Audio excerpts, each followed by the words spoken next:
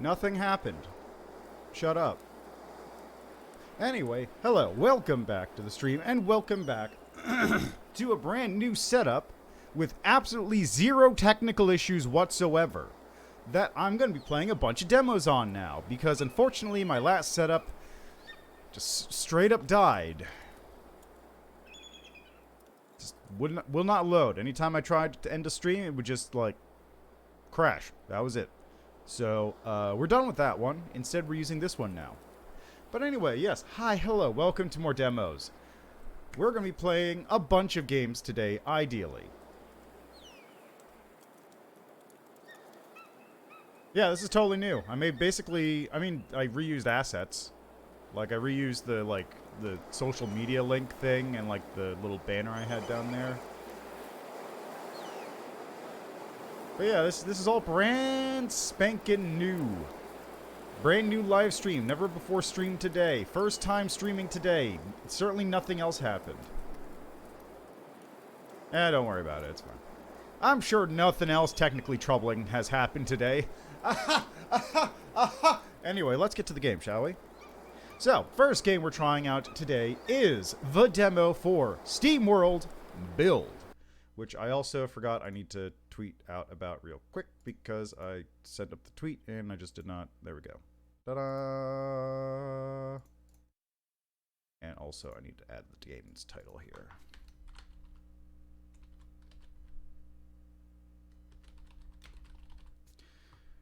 And here.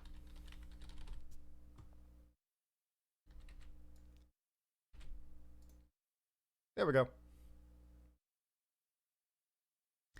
Oh yeah, audio setup is going to be a little wonky for a little bit because I have to redo all my audio settings, and the mixer in OBS is not as good as the mixer in XSplit, so I'm gonna have to get used to that one.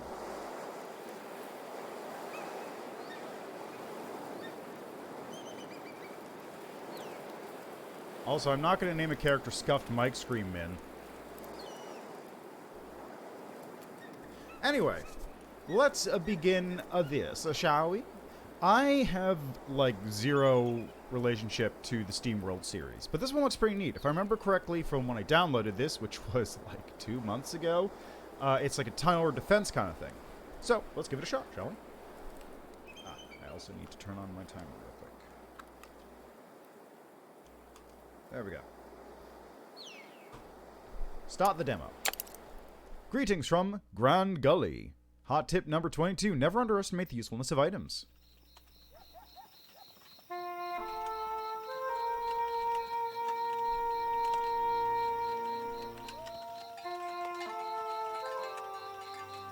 You see all those stars up there? That's where we'll live once we escape this world. There's so many. Which one? Whichever one you want, kiddo. Aww. How will we get all the way up there, Pa? By following my plan, little friend. What are you planning? I am here to get you all to safety. It is the sole purpose of my existence. Lucky that Pa found you then. Sure is nice with someone looking out for us. Quite. How will you help us then? Allow me to explain. Long ago, a great hoard of ancient technology was buried here. Technology that has the power to do what you need. Buried deep, deep below the earth. But as you see, I quite lack the ability to dig it up. Pa and I are really good at digging up things. Yes, you bots are excellent for manual labor. But do not think it will be an easy journey, my eager friend. We have to go further down than you would ever think possible. And only once we reach the very bottom of the world, we will find your way to the stars. Is that a flux capacitor? Well, if it won't be easy, then I'll need the best second in command to make sure we get there. Who's that? You, of course. Wow. Does that mean I'm gonna be a hero like you? Heroes give people hope, yeah? You've always given me that, kiddo. Must mean you've always been one.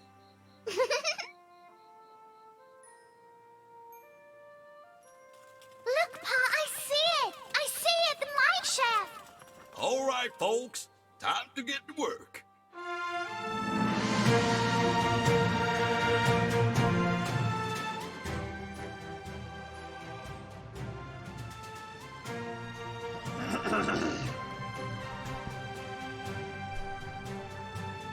Anyway, to answer your question as to why tower defense games are so fun, I couldn't tell you, partner, but in my right estimation, I'd say it's probably due to having the ability to see all your buildings play out perfectly at any time, doing We'll have their to stay tasks. focused in order to get to the old tech and escape this rock. Because there's something very satisfying like about being able to see all your buildings and turrets all lined up doing their jobs and decimating the enemy ranks as they attempt to make their way to your core. Just something so satisfying about it, you know? I don't know what came over me.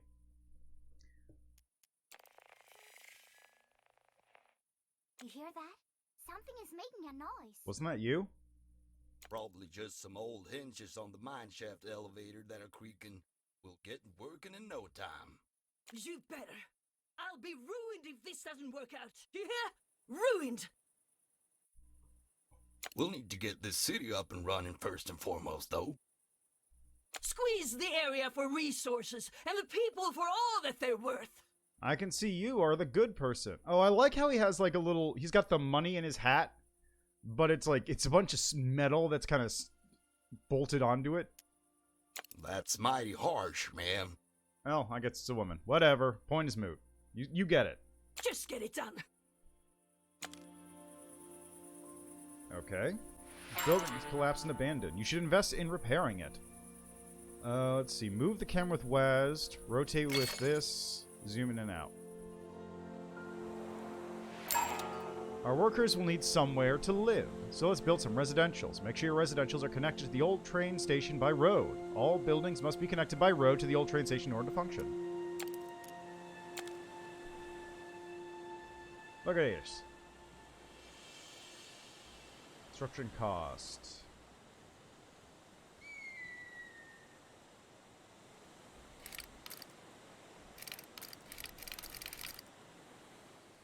Let's put it right there, nice and close. That's probably fine, right?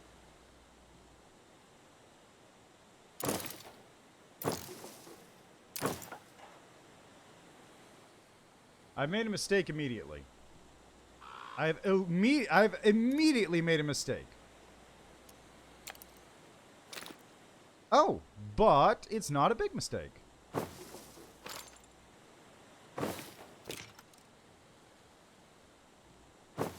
Because I can just move my things around. Nice. How do I make a road? I can make a road. Okay.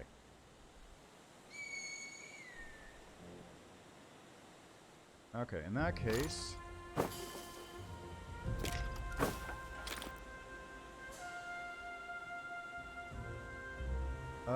I could probably organize these things a little bit better in that case.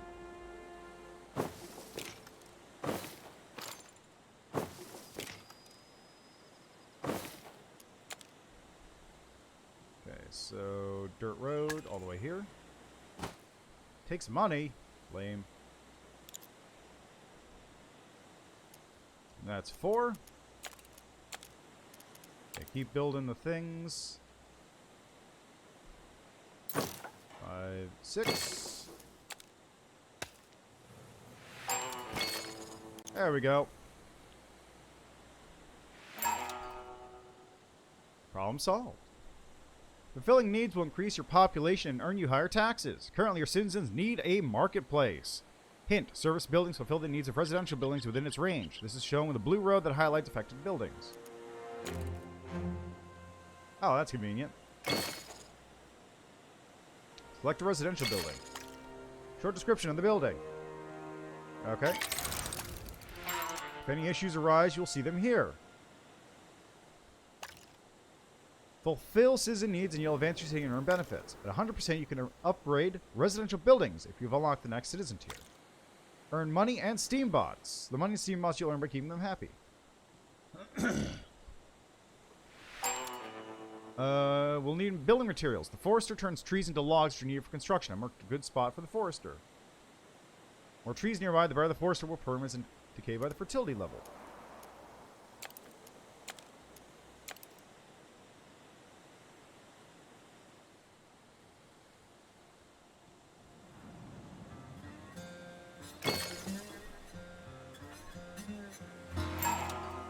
Many refineries require resources from other buildings in order to produce their own. The mill will use logs from the forester to produce boards.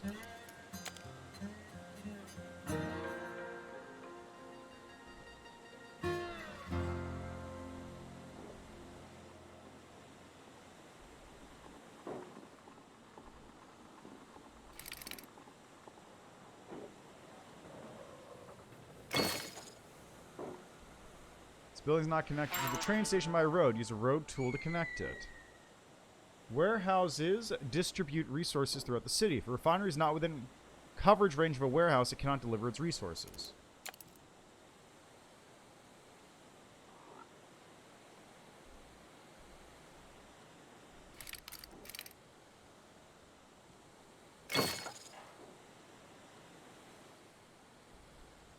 Okay.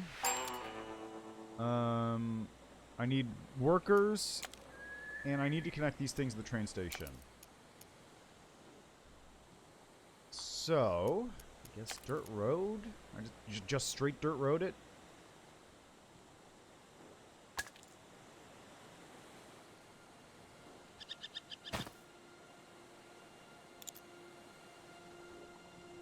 I'm a little annoyed I can't just use the train.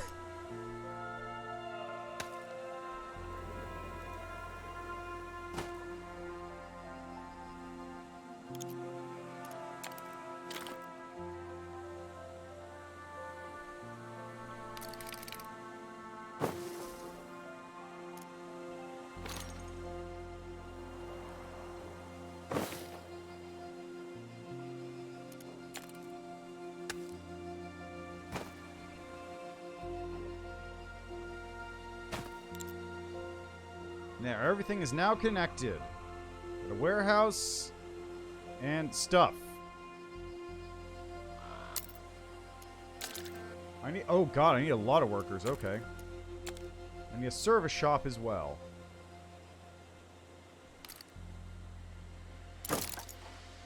There we go, everyone's happy. Everybody happy. Water is essential for steam bots to be powered, which actually makes perfect sense. Cactus ware can be extracted from local cacti at the cactus farm.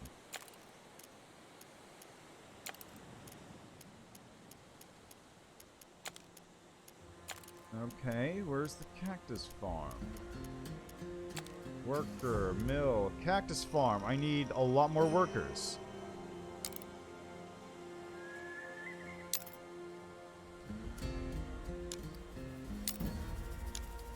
Okay, I think I'm actually full up on workers currently, which means I need more.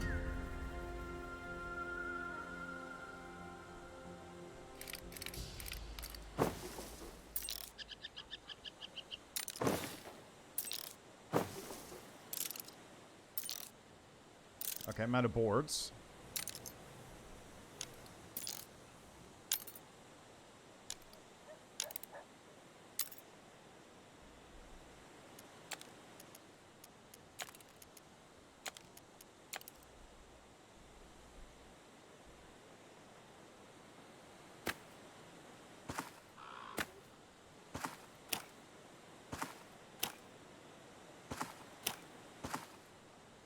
Now that'll become real useful when the cactus farm is done. Probably.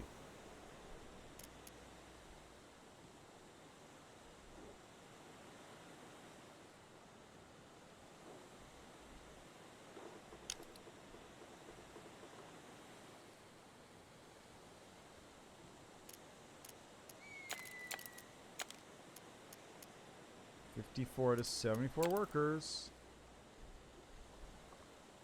Okay, let's build some more town.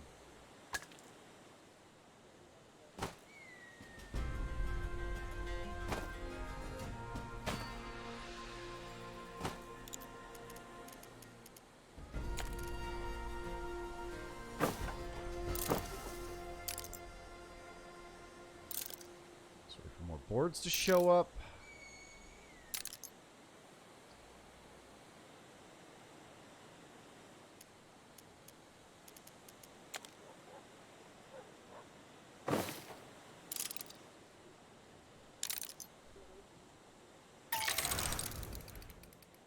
Ah, yeah, there we go. Cactus water.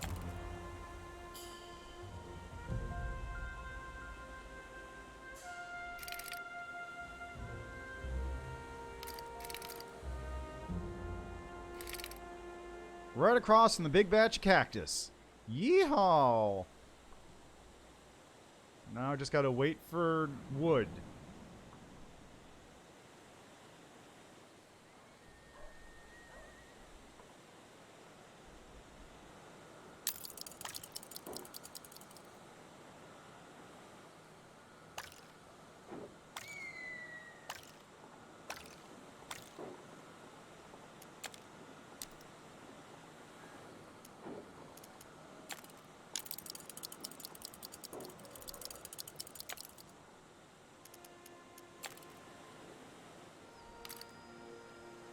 Two more. One or more resources have a negative balance. Check the administration window. Which? Yeah, I'm aware. I'm working on it. I'm working on it. Okay, it's kind of a pain because I gotta deal with this stuff first. Calm yourself.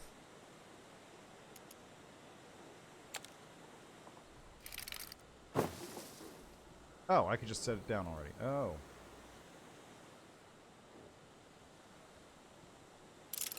There we go.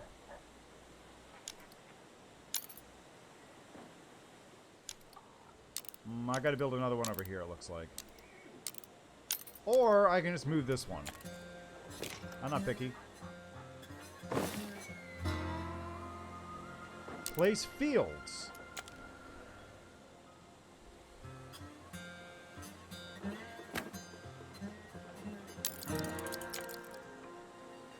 Oh, you can place a lot of fields. Okay. There we go. Charcoal kiln is a must in any city. If you can't build a charcoal kiln yet, build more residents. Charcoal kiln needs 120. Okay. Well, let's get a mill going.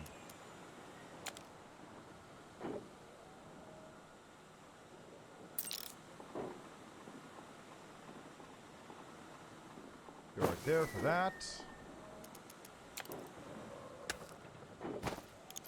And a second mill.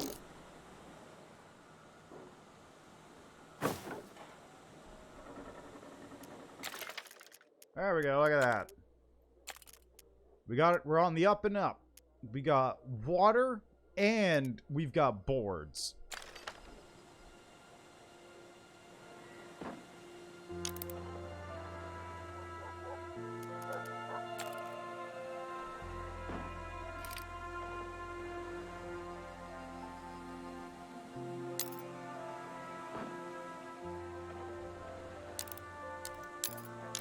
Everyone's needs are fulfilled. Everyone's having a good time at the moment, it looks like. So I just need to start building houses.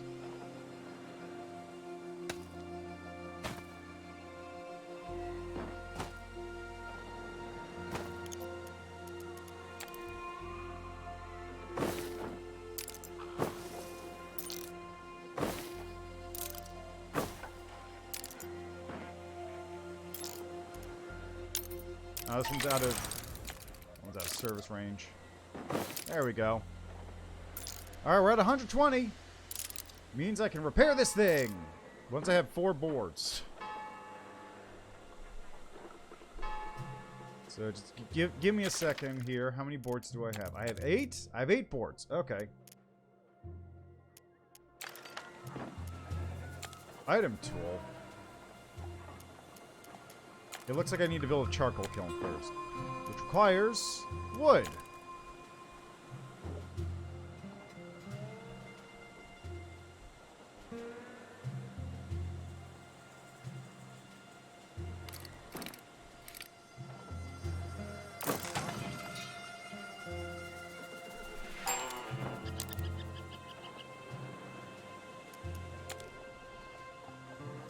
too. Wait, should this be there, or should the warehouse be taking care of things? I think the warehouse is supposed to be taking care of things, actually. So move the warehouse, like, here.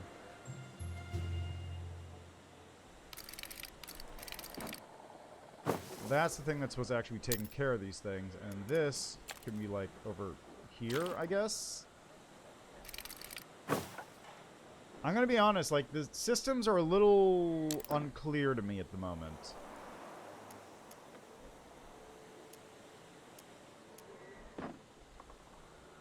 Yeah, so these are... What? Oh, those had to be connected to the warehouse. Okay. Okay, that goes there. And then, I guess I'll put another warehouse, like... I can't afford to make that. There.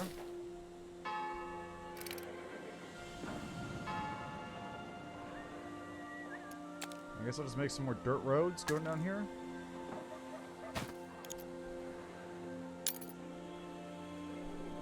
So now that hits everything except these locations.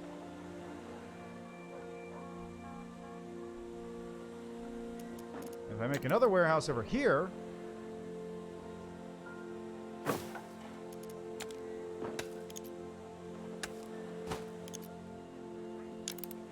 Yeah, that's... Wait,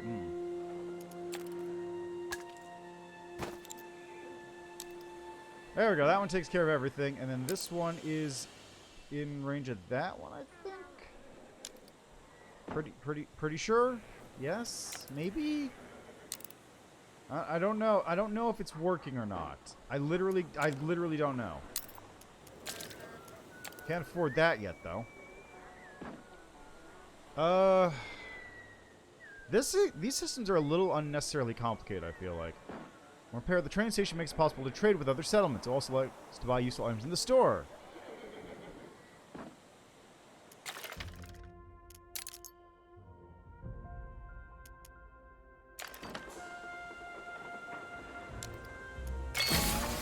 The old girl up and running again? We'll be able to ferry in supplies much easier. Wait, what's that? Well, looky here. Someone was hiding back there in the shadows. Oh my, no. Not hiding. Sleeping. The train is running. Hello? It's just an old rusty bot. I can have my enforcer throw him out. Yep. Ma'am, that ain't no way to treat a stranger. We're happy to meet you. I don't want to be a stranger. I am the trader. This is what I do.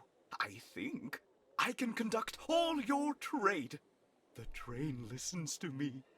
That sounds mighty helpful, partner. Welcome aboard. I will join. The rumbling of the ground scares me. Why can't I remember?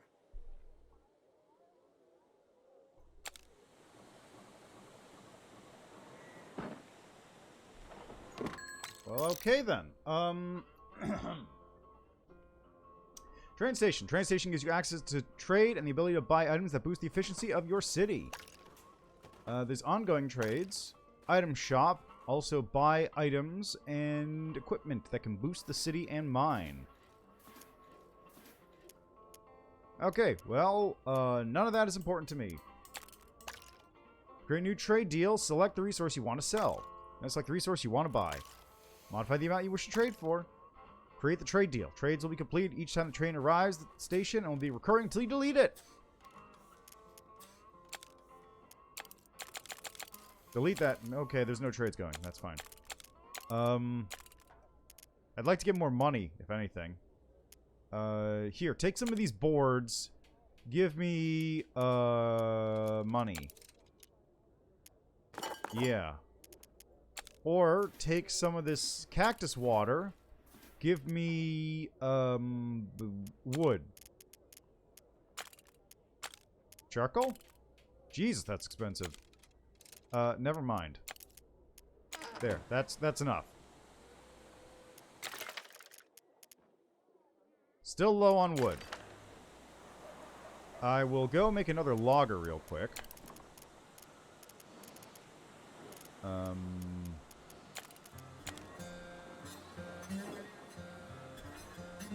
There are no good logging spots. Is a logging spot like over here? Yeah, over here.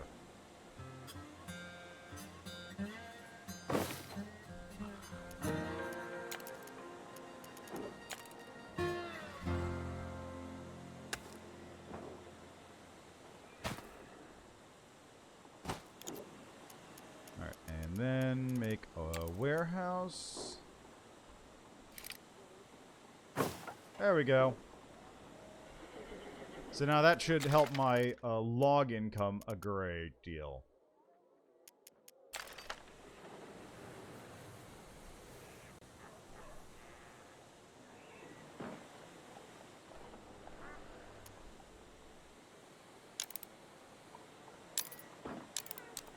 Okay, good. Looks like my hack of using the warehouses chained up like this actually did make it so the charcoal is hitting everything. Hack, I say, as if it's not like an intended mechanic.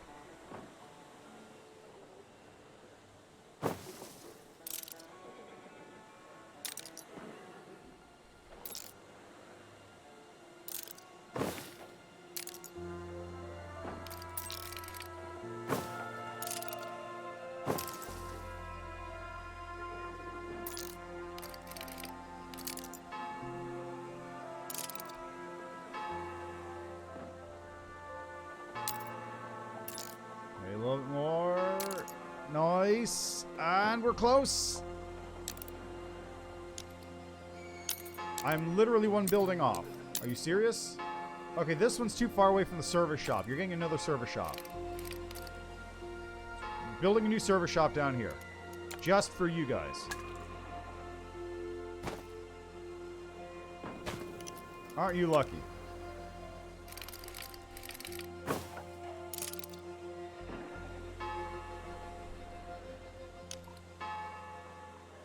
Yeah! In order to get the mine shaft up and running, we'll need the engineers.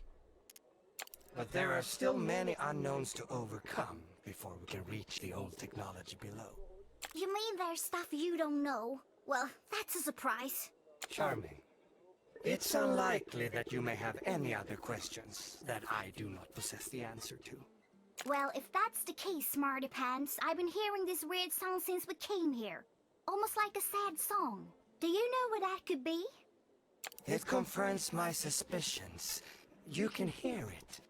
So you hear it too? No, I do not hear it. But I can sense it. What is it then? The city that used to exist here was entirely dependent on the technology that powered it. This technology all responded to the same control signal. The old signal. That is what you're hearing. The old signal.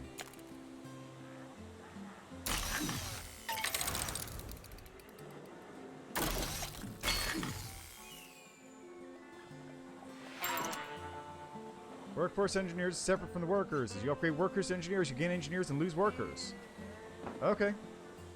That's fine. I am currently losing moonshine. Sand sifting, glass blower, saloon.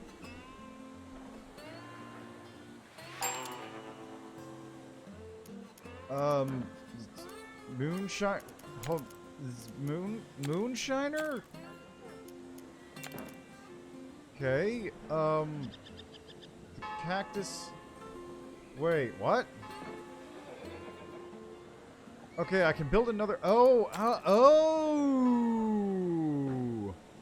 But I don't have the boards. Oh, now I do.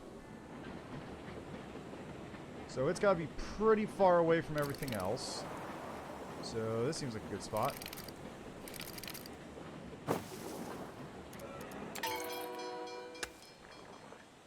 Trains here.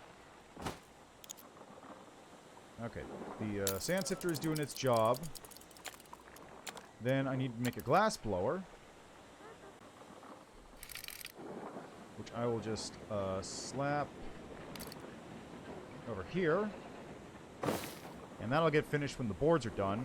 And then when that's done, we make a moonshiner.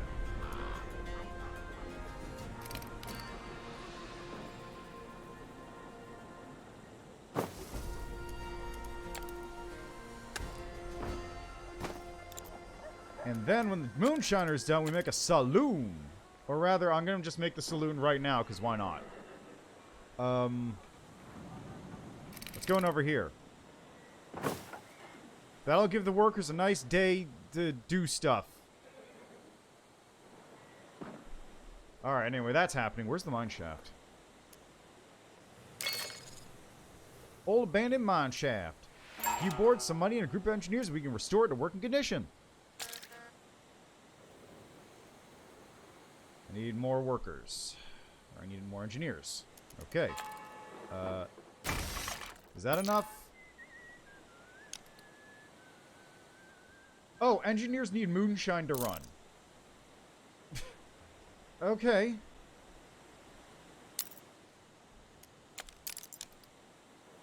Well, as soon as the moonshiners are set, which also means as soon as the glassblower is set, then we'll be good. How's my logs? 8 of them. Got 8 logs. Okay. I guess I've also got to make a road over here, huh?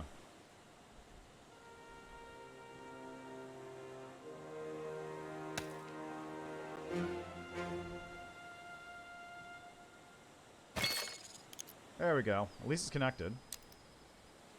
So now I just need 2 more engineers, which means this thing needs to be finished, which it is.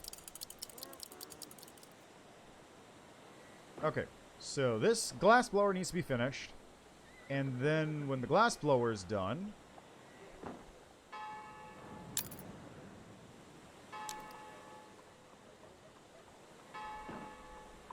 well, rather, when the glass blower is set, then we get the moonshiner going, which requires 8 logs, which I have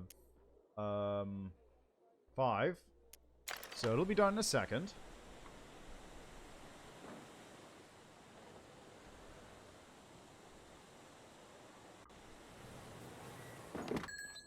I'm trading logs? No, get rid of this. No, no, no, stop. Get rid of this thing. Delete that trade. No, I need all my logs. My wood planks, I should say. Moonshiner.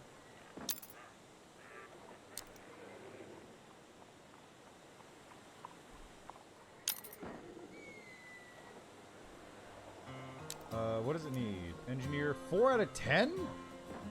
I need 10 engineers for this thing? Yeesh.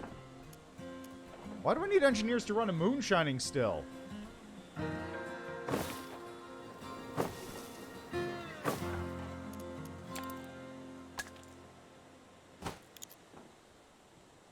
Okay,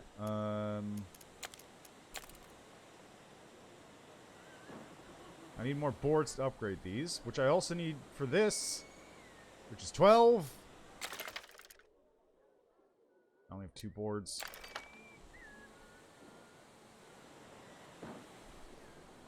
Yeah, I need more engineers. Okay.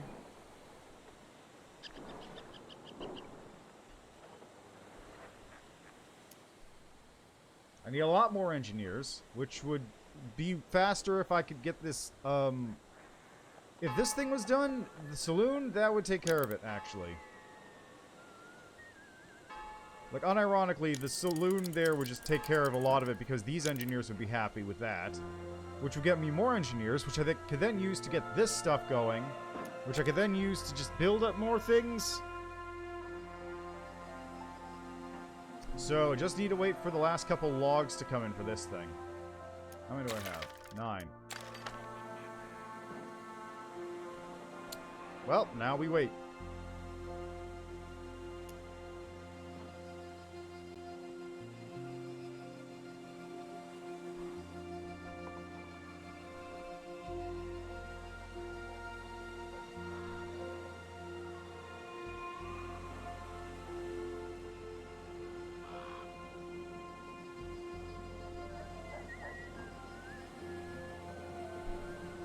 For it. Wait for it. There we go. Now we have enough engineers. Train has arrived in the station. Okay. Trade. Give me. I'll pay money. I'll pay a little bit of. No, I won't. I won't pay money for boards, actually. Okay, I'm currently still in an engineer deficit. Because I need boards to upgrade these guys to engineers. There we go. Still in an engineer deficit, though.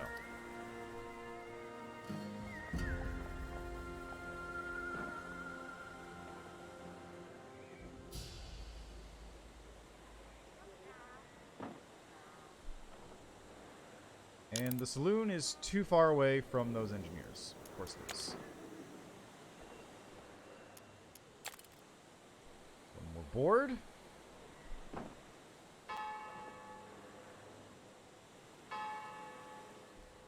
How many boards does this thing take? There we go, finally. Press 2 to enter the mine. All right, we made it. We ought to set up some quarters for our miners and get started on digging. I feel the place shaking, though. Best we dig slowly. Indeed. The planet is becoming more unstable by the moment. Proceed with caution. And when we find this tech we're after, you reckon my daughter will be able to fix it? Control of the old signal was passed on to descendants of those that lived here. And by chance, it was to be your daughter that was granted this most crucial gift. Never doubted she was special, that's for sure.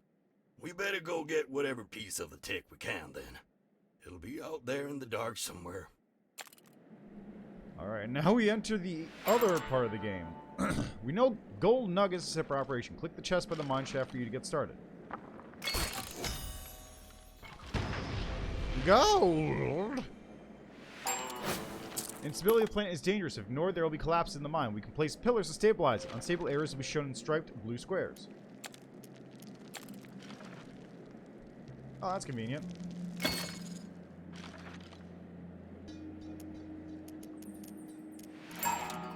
Miners do all our digging. Let's set up the quarters now. Size of the room determines how many miners are recruited. Quarters must be at least 9 tiles to function.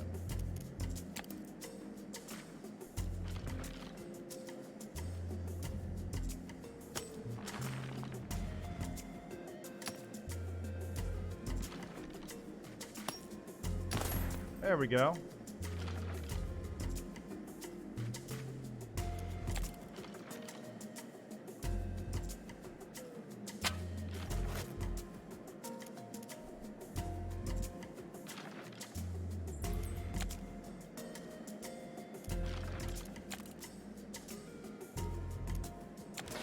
Okay, refund those rooms. Let's try that again. There we go.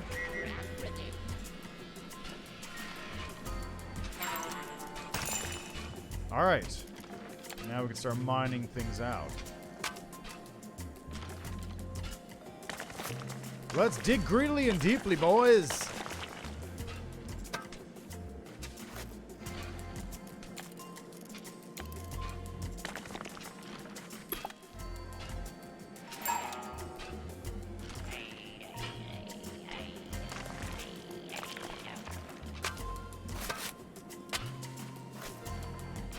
See, I need to recruit more miners.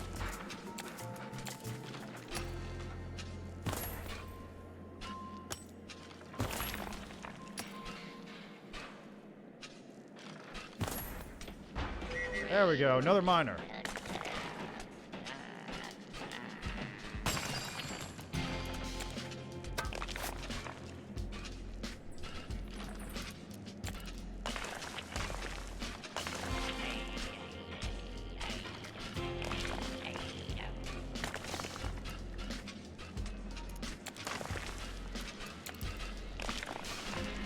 High instability. Position blocked.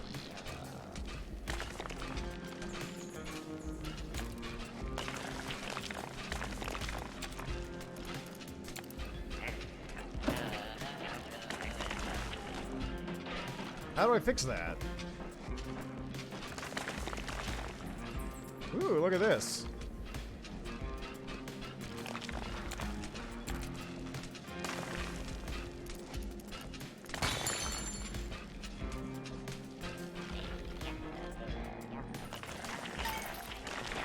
Discover dirty water someplace. Oh, look at this.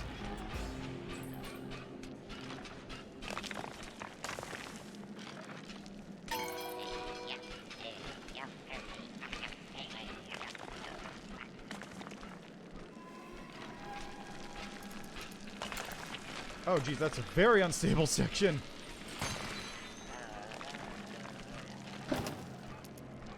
How do I do this? Like, why?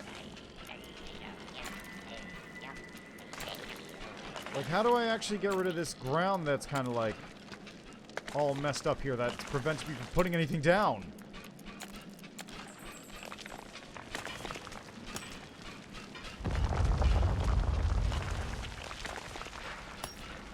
Am I just screwed?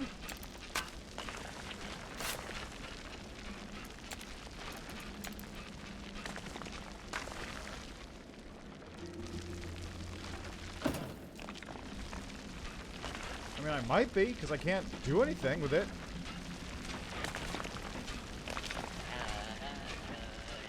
Sandstone.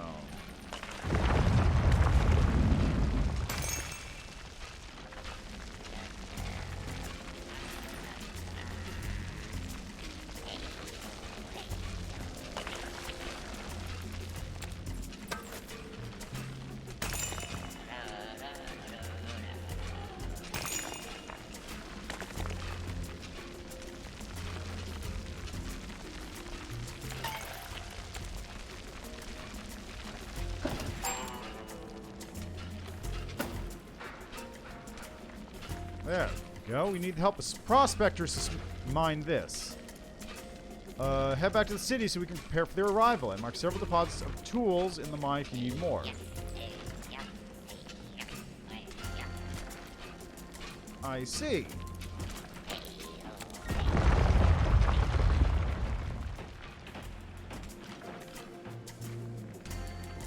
That's fine. It's more or less cleaned up now. I see. So those guys will just, like, manually clean the stuff up themselves.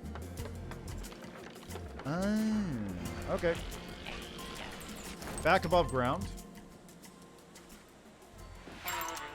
Let's see, we need prospectors, upgrading workers into engineers, fulfilling your engineers' needs to build the trick.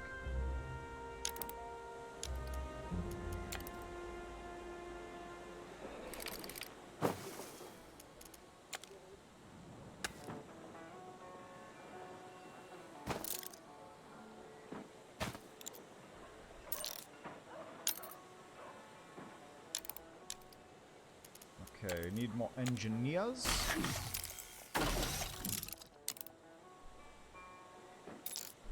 We've got the coal, we got the moonshine.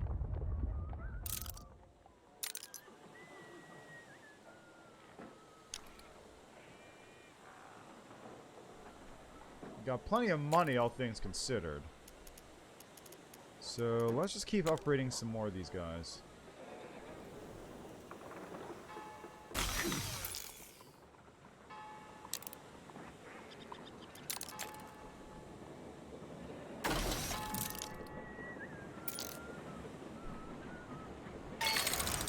Yeah! Alright, prospectors. I need to build prospector quarters. Paved road. Surveyor's office.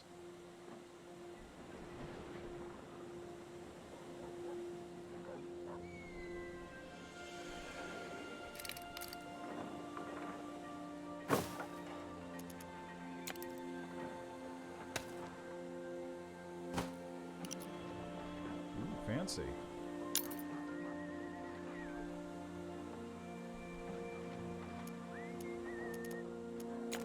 Okay, how do I build a surveyor's office? Prospector size of the quarter depends on how many prospectors recruited. Do I have to? Oh, I see.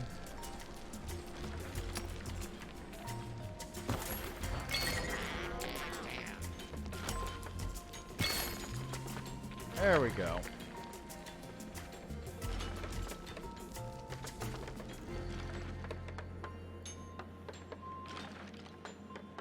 Ah, I see. So 1, 2, 3, 4. I'm out of resources to do this.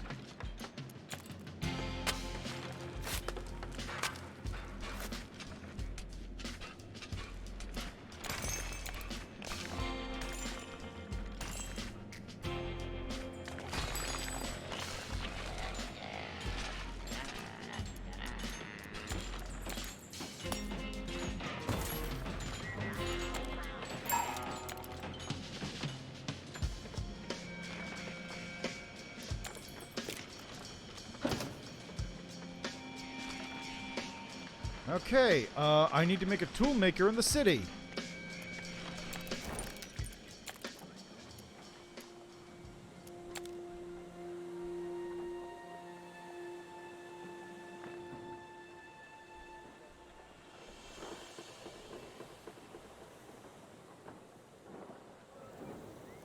Position blocked. Can't make anything there. That works. Okay. It just keeps going. Jeez. Ironium. Digging tools. Pickaxe maker. Extract. Make a pickaxe maker. Extract ironium. How do I make it? Milling pickaxe maker. How do I make a pickaxe? Needs more engine. Oh my god. It just keeps going.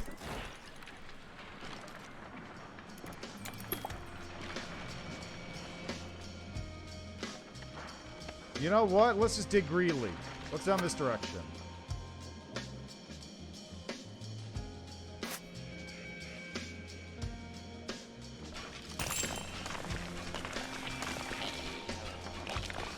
Oh, chest. Recruit bonus prospectors. Ah, it's bedrock, so I can't actually go through there. Interesting. How about this way?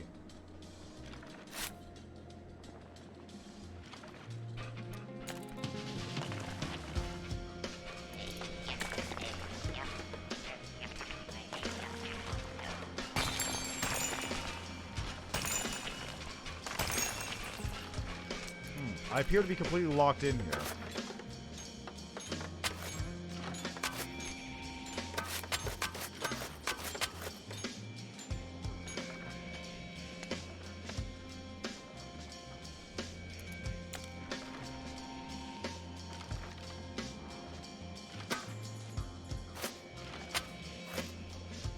These pickaxes and carbide drills. Oh my god. Oh god, it just keeps going. Okay, I'm gonna leave that there. This is a very in-depth series of things going on right now. What the? Whole zone is locked off? What's all that? Okay, I'm gonna leave that there. There's a lot of things happening here, and I barely scratched the surface. Clearly, now I just want to check something here because I want to make sure I'm remembering this game right.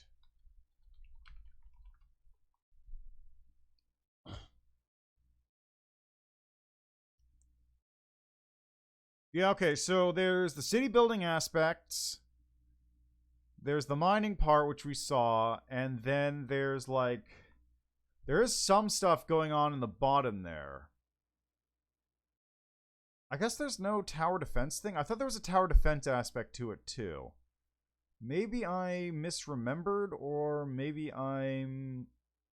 Yeah, I might be misremembering entirely. Or it might be because I was looking at the part on Steam where it's got like SteamWorld build and it has like the underground stuff with turrets blasting monsters coming at you. That's probably it. Anyway, seems neat. No release date. Does still have a demo if you want to try and get further into it than I did, because that is a chunky boy, as you might have noticed. Anyway. Let's move on to the next game I had lined up, because I have a lot, and that took an hour of my time, plus the other nonsense that happened. So, or did not happen, I should say. So let's get on to that, shall we?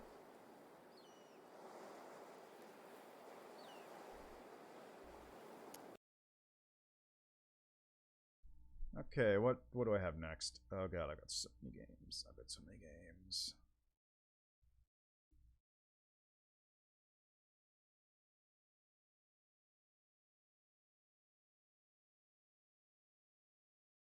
Alright, so that was SteamWorld build.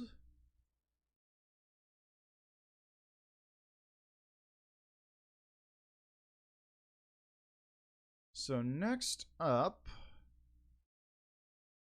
let's try this game, which looks super cool.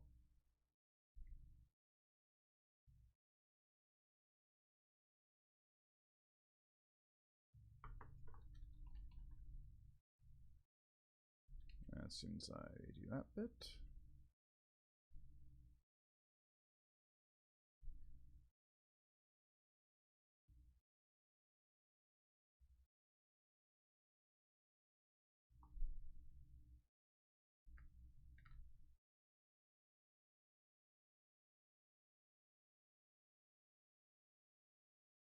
Oh, it's gonna crash, isn't it?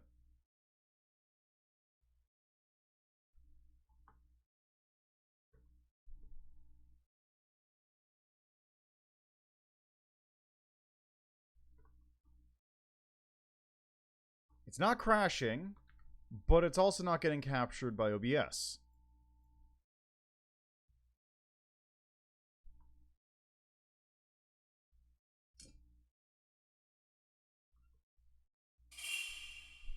Let me see here real quick. Wow, it looks real pretty. Where are the options menus? What's the options menu? Is there an options menu? Where?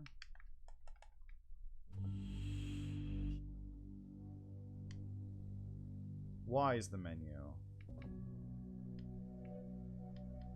Okay, that does not help me in the least. Are you serious? Are you serious right now? Okay, window capture. Space for... no. Worldless. Is that going to capture it? Nope, sure isn't.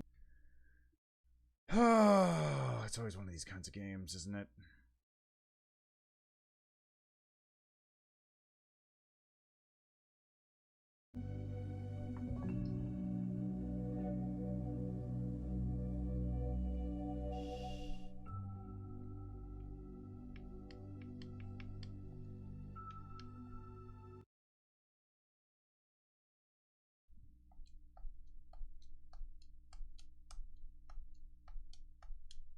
Give me a minute.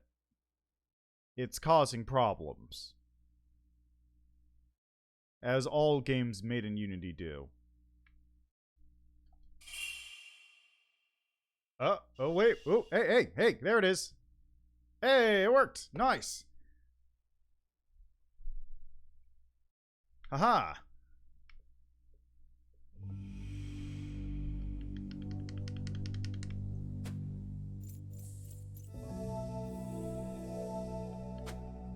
Okay, so this game is one that is incredibly striking, and that's the main reason I'm checking it out, just because it's got this very, very interesting look to it. And it looks like it also controls pretty cool, as far as gameplay goes. And this game is called Worldless.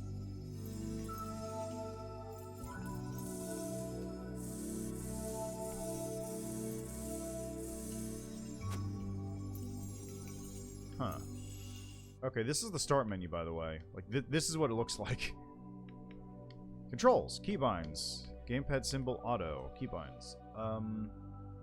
Sonar, map, world map, skill tree, shine, walk.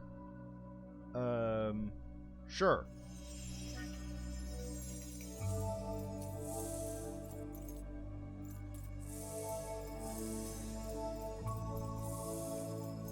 Whatever you say, game. Okay, we're just gonna continue onwards for now.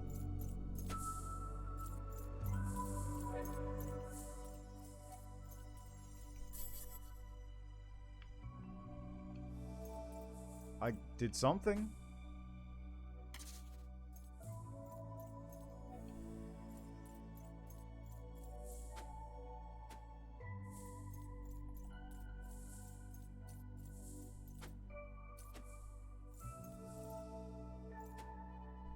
Yeah, no, not doing that. Clearly not. Oh. Combat tutorial. Offensive turn. Attack within your time limit. Physical attack is A. Magic attack is X. Okay, cool.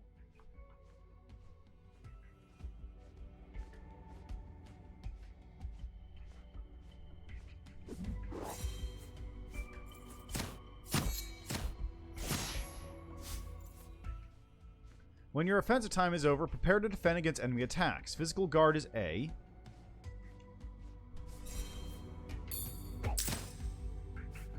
Interesting.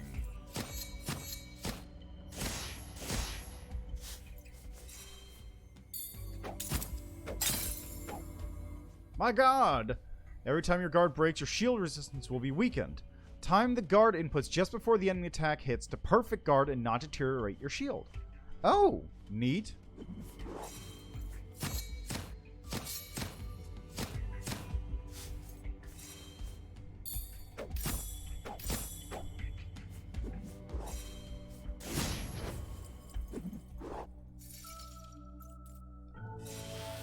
Oh, you can fight it again.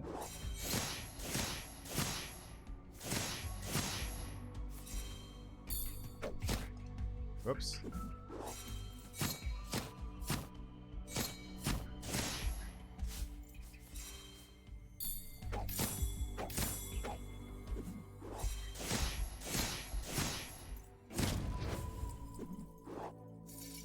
Yeah, it's pretty cool looking, isn't it?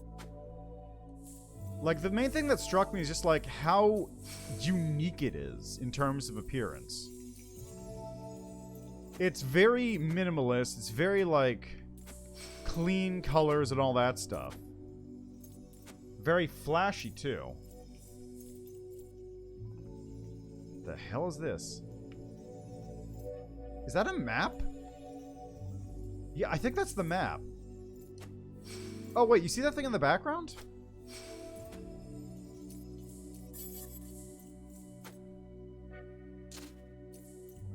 I think that's the other one's fighting. Absorption. Attacking the enemy and filling its tank to the threshold will allow you to absorb the opponent for new skills. Okay. Break the enemy's blocks by using the correct type of action to double the absorption magic damage dealt.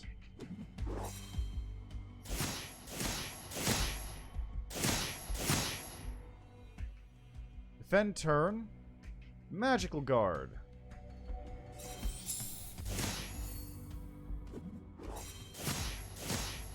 Oh wait, I see.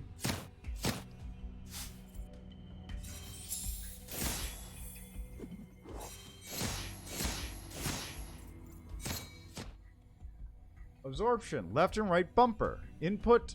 Possible inputs to complete absorption process. Y, X, A, and B. The more you fill the tank, the easier the absorption will be. Yeah, I can kind of see it. It has a very similar, like...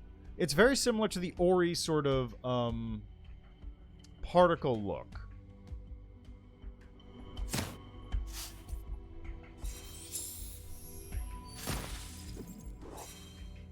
How do I... Oh.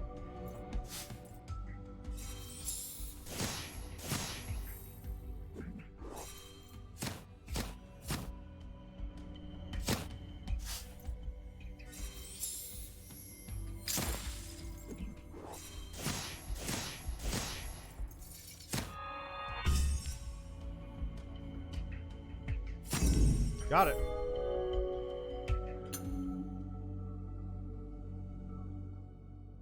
Oh.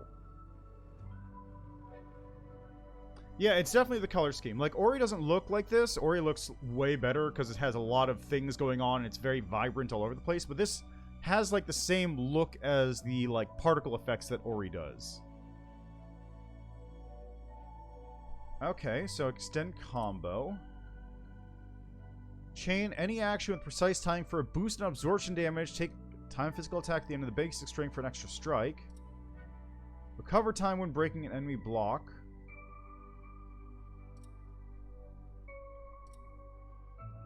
holds the button for a launcher move. Lightning. Lightning chain. Graded absorption damage.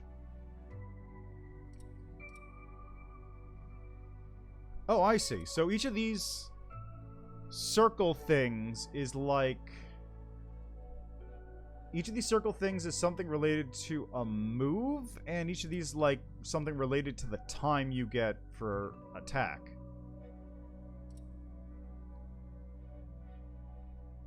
Both for physical and magical guard. Ready a guard by impact. Perfect guarding several attacks. Only on physical or dangerous fusion type attacks. Adds extra time.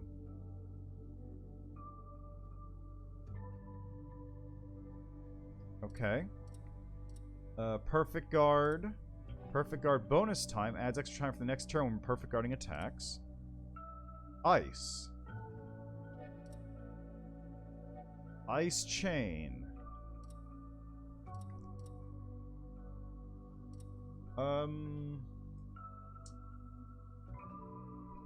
I feel like this is the one to go for.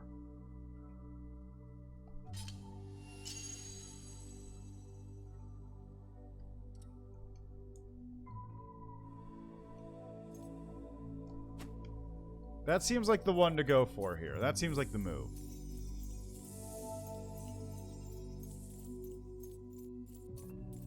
Oh, hello.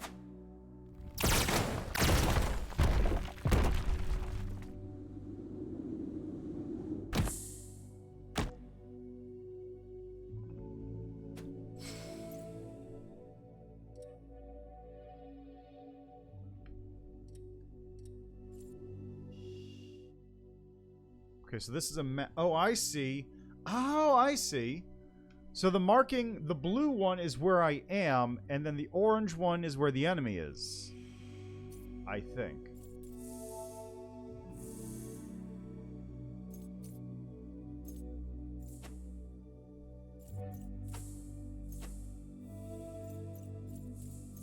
Maybe.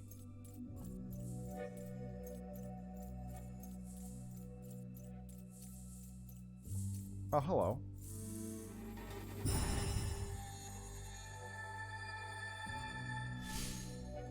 Is this a Metroid? It's a Metroid with a dash.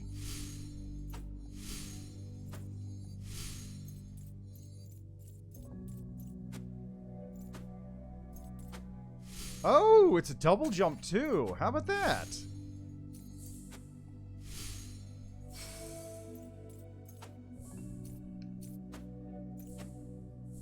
Well, at least you don't have to wait long to get the double jump in this game.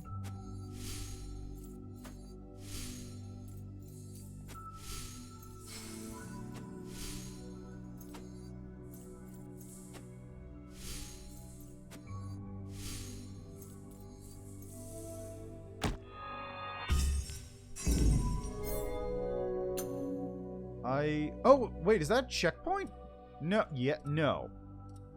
It's a thing I picked up.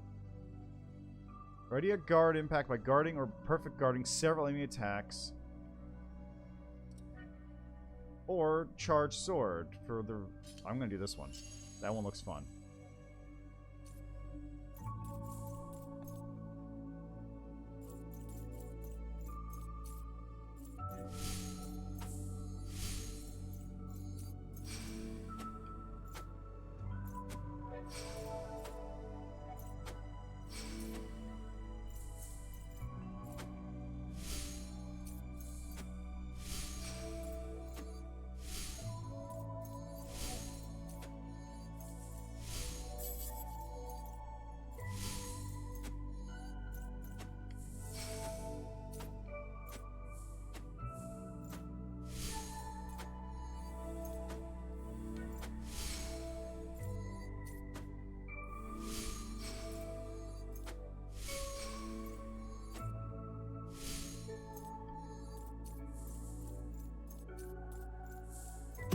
Oh!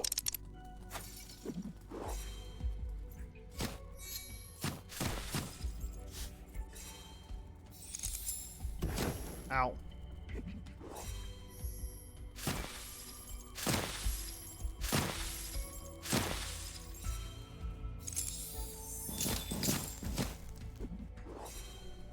Let's go.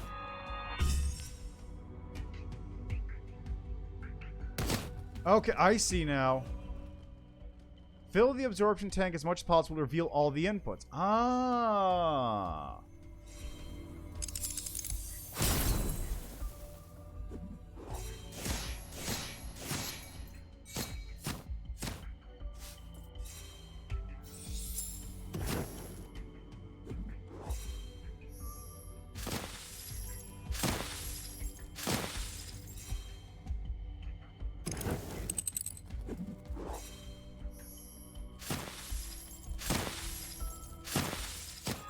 Try that again. Oh, okay, so it's not, it doesn't run out. That's good. Ooh, I got a health revo.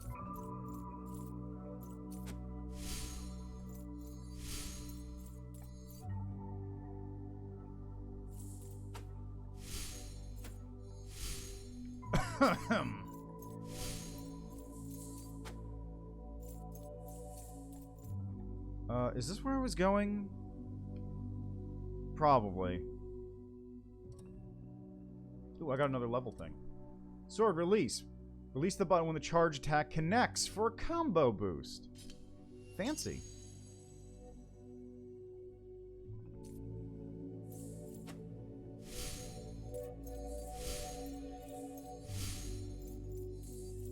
They're having a fight back there.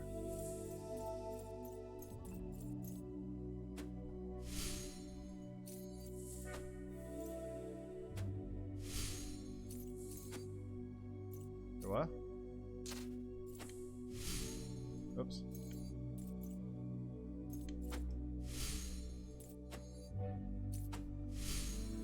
Ah, come on. Try that again.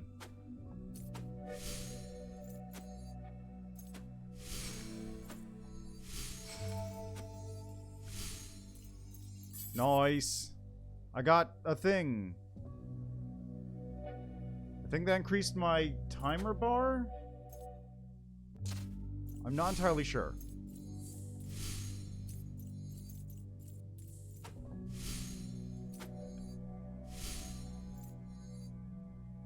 Oh, looks like the blue one won.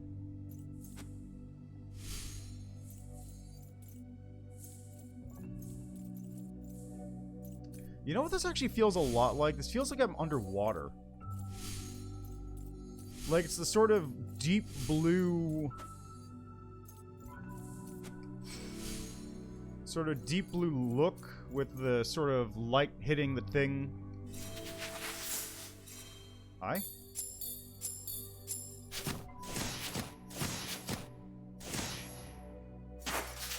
What was...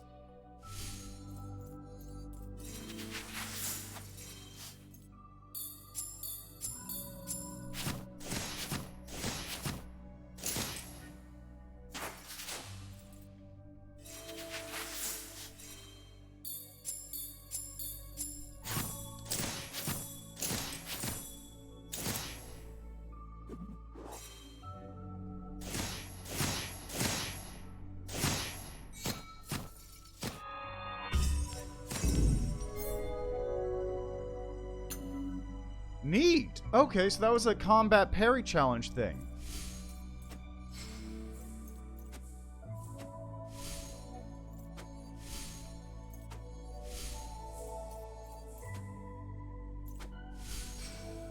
I get it.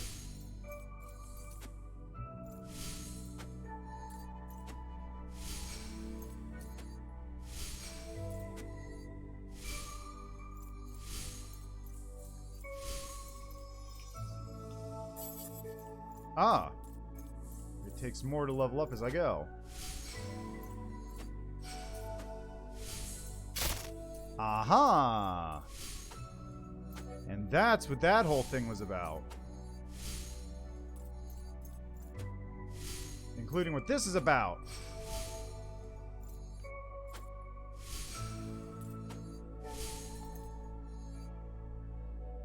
And there's a thing up here, and also there were things to the right.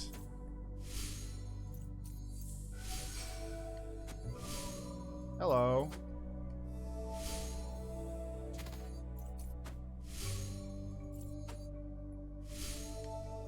No? Oh, I have to come back. I can't go that way right now. Huh?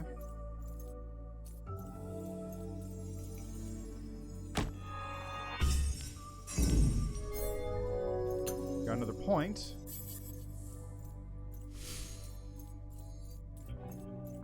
Which is... Okay, that's a blue point, which means I can put it either here, or like here or here. Let's do this one. And then that one.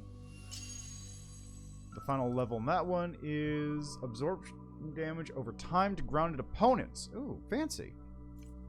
I kind of wish I had the ability to...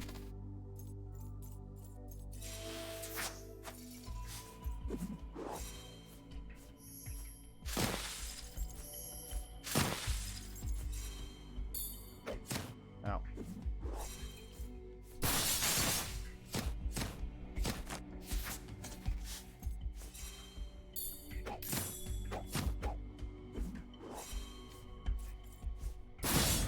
Whoops, didn't want to do that. I actually want to capture that one.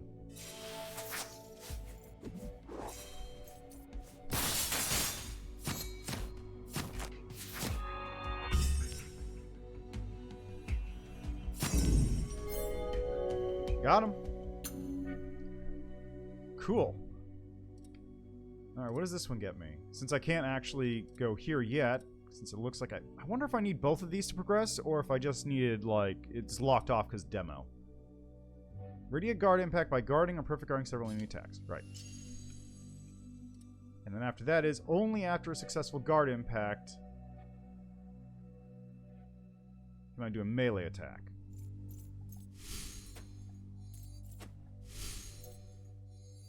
I forgot to start my timer for this game. Whoops. That's fine. I don't think this demo is going to be super long.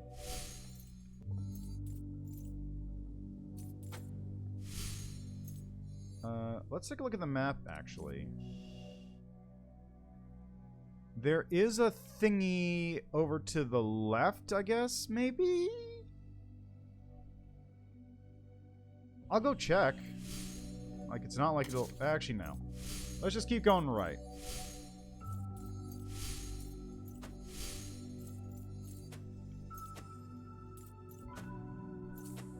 There's places to go here, anyway.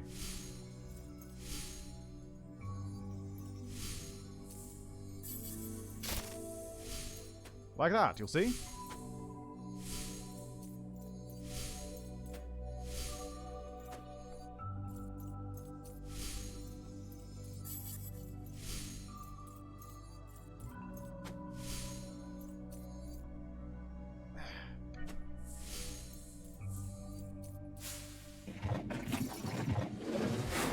Oh, cool. Okay, this is gonna be a...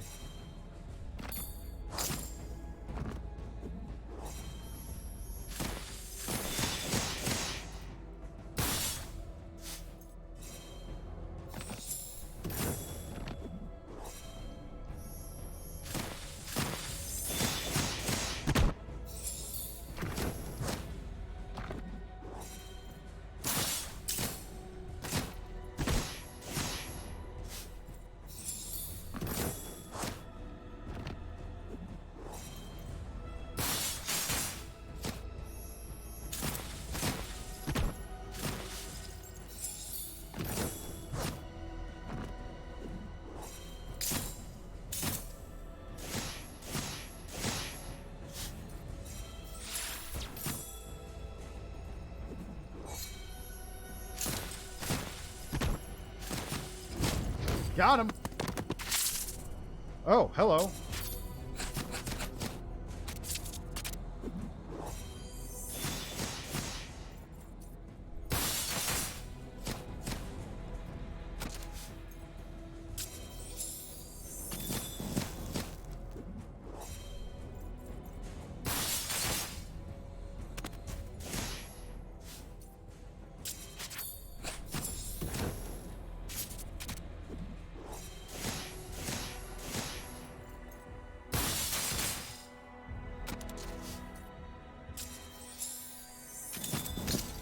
Oh. Oh, that's cool. Oh, okay, that's cool. That's a cool way of getting back into the swing of things.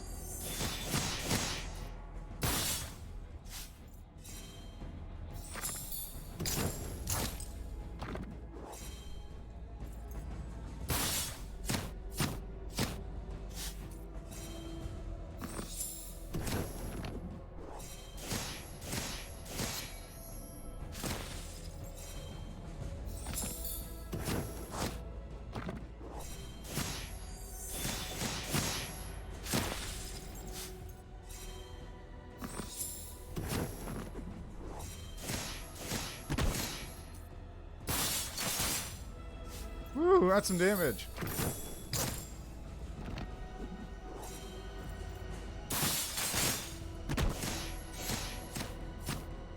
Nice. Okay, good. We're in the zone.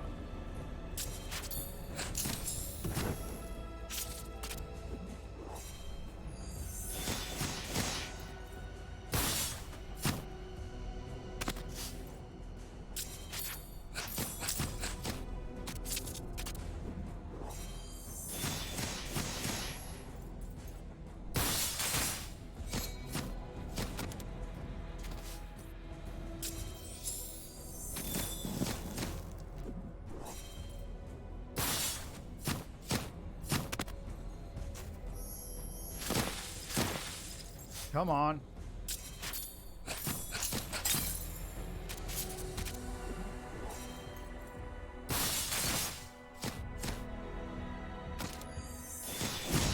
Oh.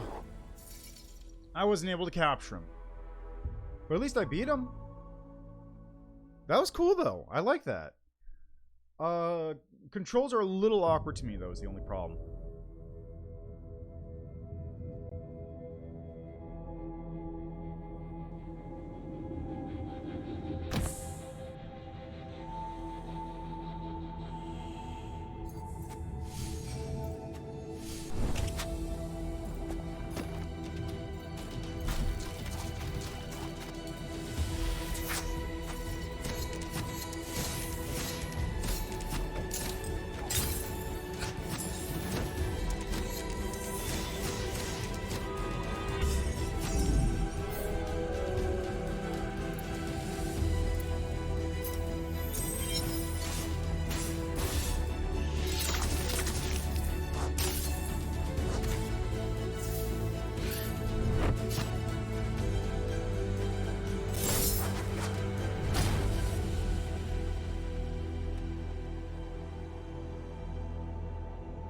Okay. Okay.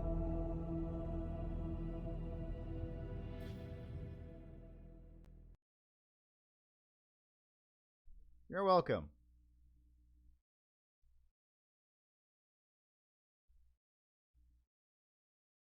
Okay, so let's talk about that game real quick. That's a really good demo because it gives you like a good sampling of sort of like the main hook of the game, which is a little bit of Metroid progression kind of thing. Yeah, I'd say it's probably fair to say it's Metroid-y. There's a little bit of movement stuff that lets you get around levels better. The combat is very interesting. I don't think it's bad. Let me get that out of the way right now. It's not bad, but it is very interesting. Very flashy, but it also lets you have a lot of options for looks like actual combo strings to some degree. It looks like it's probably going to be fairly limited on that front, but there are combo strings to some extent, which is kind of wacky. Taking turns is an interesting way of doing it, but it also does mean that, like, if you know you can squeeze out just that last little bit from an enemy in order to absorb him, or you think you have a good idea and you have enough time to, like, guess the last button prompt. Pretty neat. I would say the one thing that wasn't great is the... Okay, so there's two things that were kind of annoying. Also, it says there at the bottom the timer is kind of covering it, but it is a demo. So the two things that I didn't like as much were, first, the platforming does feel a bit stiff. Oh, also the aesthetic. Aesthetics is really interesting. It's very unique. Like having your character be this collection of floating geometric objects that occasionally turn into a different form, which I guess is a lady, naked lady, is a very cool art style. And it's I imagine it'll probably have a lot of different looks as you go through the course of the game. This first area gave me a very strong vibe of like being deep underwater, which if that's what they're going for, sick. They nailed it. If they're not, then I hope that they nail it better, or I hope that isn't the entirety of the game, because it would be kind of annoying if it was all like deep ocean, sandy beach kind of looking. Anyway, the two things I didn't like. Platforming felt a little stiff. There's a weird amount of like lag between when you stop moving or jumping and when you can actually start moving again. So, that's the best way to put this. For example, when you're doing the dash, it feels like there's a little bit of movement lag between when you stop moving up the dash and when like you actually like get your acceleration back up. It feels like there's no momentum kept. It all just immediately zips and then stops, and then sort of starts your momentum up again from the normal movement. To make it feel better, it would probably have to be like the zip automatically puts you back at your regular momentum, because I think there is a little bit of acceleration going in your regular platforming movement. I want to say the jumps also do that, or it's a little bit of like when you land, your momentum is sort of stopped. It feels very sticky is the best way to put it. Like your character feels stuck every so often. The stick just doesn't feel as responsive. It just feels very sticky. That's the best way to put it. It feels like the controls are gluey. There's glue on the controls.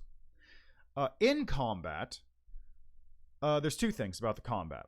First, the timer starts even if you don't input anything, which is fine, but it also means like any inputs you put in prior to the timer starting get eaten. So it means that like there's no input buffering or anything. There's nothing like that. So when the timer starts, it feels like, oh, great, I lost my input because I pressed it just a second before the timer started. Or, oh, I didn't press fast enough, so I lost a little bit of time, which could have been used to just squeeze that last little bit of combo. Just input buffering. Just have input buffering if possible. Second, not a big fan of like the timing on the parries is not quite intuitive to me. It feels a little weird. It doesn't feel quite like, I'm not sure what the timing is. Is it like when it hits you? Do I have to parry a little beforehand? I feel like it's slightly before it hits, but the animations don't kind of like lead you towards that. That part needs to be cleared up, I feel like. And that's something you can only really get by playtesting with people who have not gotten used to the timing of the game, because that is an issue. That actually reminds me, at PAX, I was talking to the developers of Raw Metal, who were staying there next to the booth, and I said, like, wow, that parry timing is like really precise. And they said, yeah. We've been trying to work on it, and the problem is that we're like too used to it now, so we can just bust out parries in the normal game, but it's kind of really hard for anyone else, so we're working on that. That kind of feels like how it is here, where the developers, the people like working on the game, have gotten used to the parry timing and just haven't like quite gotten it set up for a normal person to be able to just like pick it up and go, okay, yeah, I understand now. It's just a weird timing to me. The other issue I have, where the input buffering, there's no input buffering, that's a bigger problem, honestly. But yeah, it's a very cool game overall. Yeah, basically. That's always the problem with these things, though. Like, if you have any game that has a very strong sense of timing, if you play the game enough, you will just automatically compensate for whatever it is. That goes for rhythm games. That goes for games like this, which have a parry or whatever, or combo timings. It goes for fighting games. Like, anything that has that sort of thing, you will be able to compensate if your timing is off, if you played it enough, and we'll never notice anymore. You'll just never pay attention to any of that. It just makes it a slight barrier that like a new player will have to overcome. It's not something that's like impossible to fix by any means. It's really hard to like nail down, because as somebody is working on it more, they will also have that. Like, the best way I can figure it out to fix it is just, like, have somebody go, okay, this is when I think the timing should be. And then just work off that as a baseline. But yeah, apart from that, it's a super cool game. It's very unique in its style, art style. The gameplay seems to be very Metroid-y, which is cool, but the combat thing, like the combat switch off, is super neat. Only thing I kind of wish is that there was some ability to try out your combat moves outside of the combat scenarios, because having all your combat encounters be like set locations that you can go back to is fine. It's just, it's a little weird when your character is running around doing pure platforming and you have no ability to, like, just bust out a sword move just for funsies. I know it's completely pointless, but it'd be fun. You know what it reminds me of, actually? It kind of reminds me of Indivisible a little bit in that front. Because Indivisible had the platforming. There's, like, a little bit of, like, outside of platforming fighting things you could do, which wasn't really a thing. It was basically just a dash that did damage. And then you go into combat, which is all turn-based and has all these fancy moves. I have other issues with Indivisible's combat, but that's kind of the same feeling I get in the terms of the split. It's just a very weird split. It's jarring, but also I really like how unique it is. Anyway, yeah, I'll definitely be checking this game out when it finally drops. But I've got more demos to get through still, so we're going to move on to the next game. One problem, I can't quit this game from the main menu. The main menu is just a thing that says Worldless. Like, that's all it does. It just says Worldless. So in order to quit the game, I need to go back into the game, then go to the menu, exit game, and now I can exit, which is really awkward. Alright, let's try this game out next.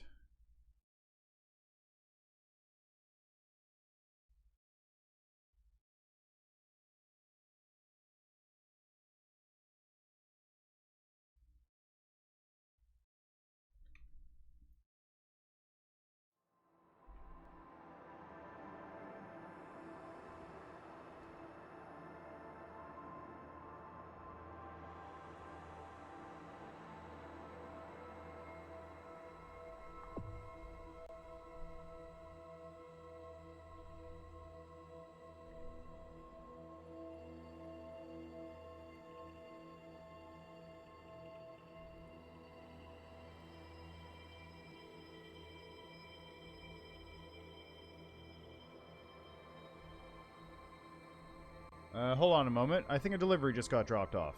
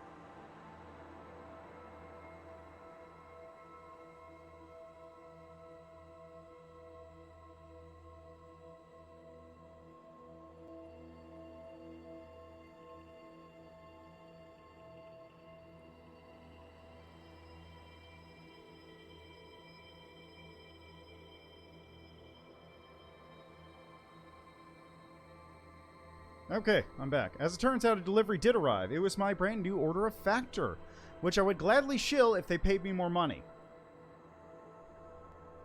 But alas, they did not. Oh, it's a Unity game, which means it just crashed when I tabbed out of it again.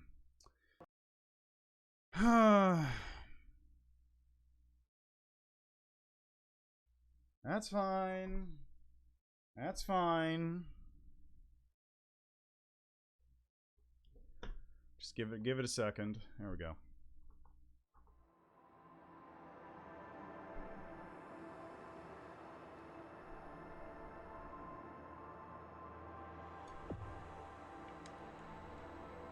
Okay.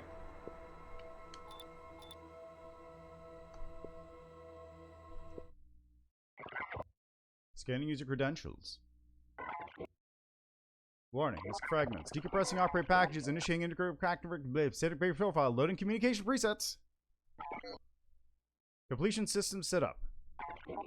Shalabdis Cyber Diva operator module. Have a productive day, deleted user. Integrated personality module for your built-in operator, standard for other available modules.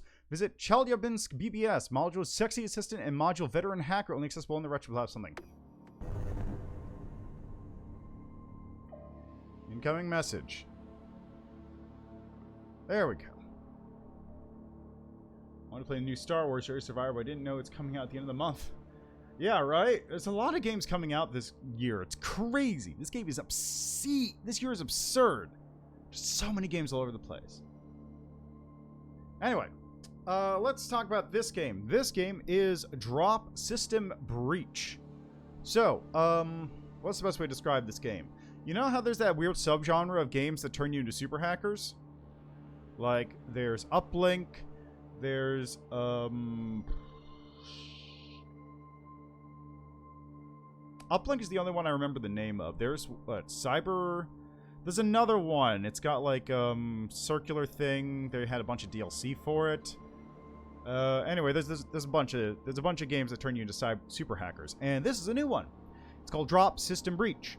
And the deal with this one is, unlike the other ones, which basically require you to actually type everything, this one uses a controller.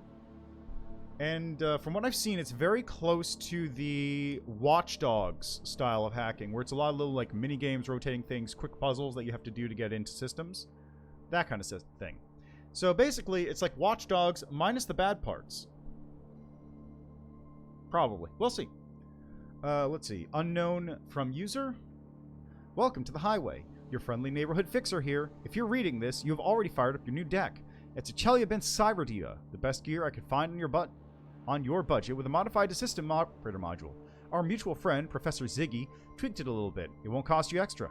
A freebie for a promising beginner. I guess you'd love to take it for a spin. Be my guest. I have an abandoned workshop with the old network still intact inside. Honestly, you'd spare me some time if you could test this gear.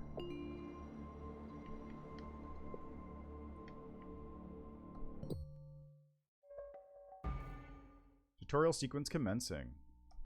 Whoop. Connect all hubs to explore the network. Detach is not possible.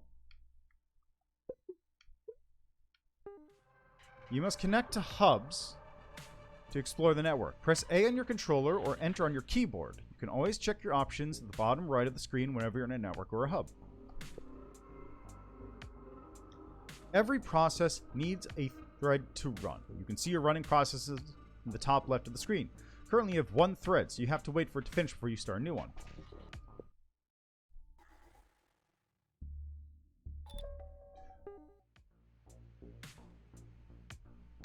Now, this hub is the access point. You can start exploring the network through it, and you need to detach yourself here before you leave.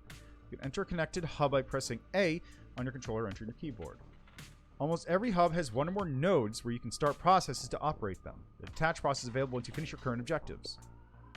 You can see your objectives on the bottom left of the screen. In this case, you must connect to all the hubs on the network.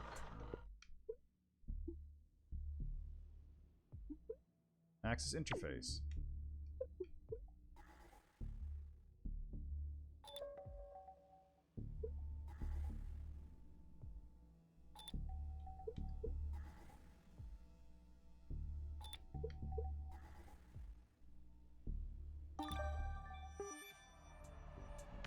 That was it.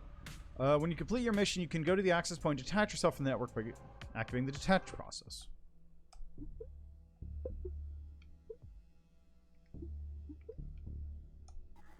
Oh, there we go. Alright. Easy. Got your burn text? Yes, it's a used deck. Trust me, it's the same hardware as the Genki Excalibur 2000 with no frills. Pros only use the core interface anyway. But I'm not a complete jerk, and you helped me by sparing some valuable time, so as a token of my gratitude, I'm giving you an extra thread. You'll be able to do twice as much, believe me. It's all on me. Ziggy will fix it for you. Friendly greetings. Hello there. I'm always here to help the new generation. I put in the module you were asking for, but it wasn't a big deal at all. I run the diagnostics, but if you want to make yourself comfy with the upgrade, give it a try at the old signal tower I'm tweaking nowadays. The network is nothing fancy, people will do the work. Cheers.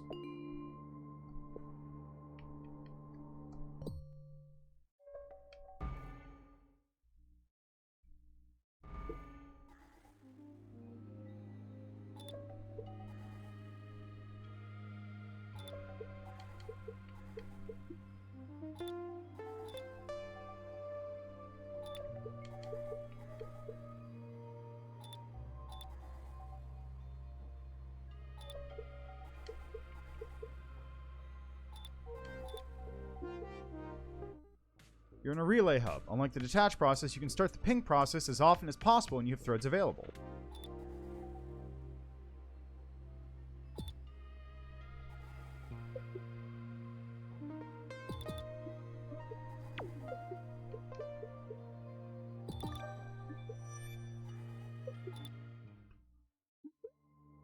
I missed that line. It's probably fine.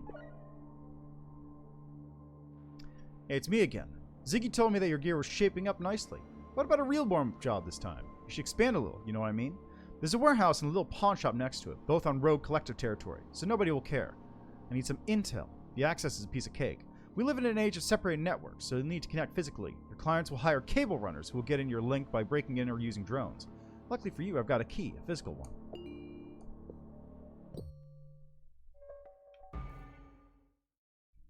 Acquire keychain of Douglas Eich.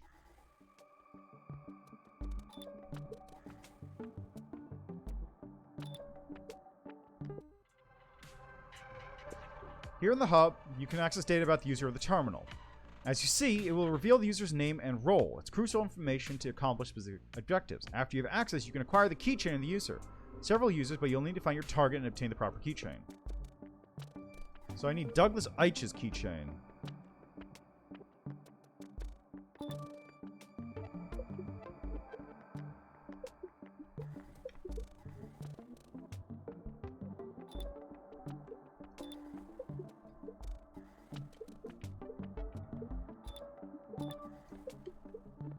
Yeah, there he is.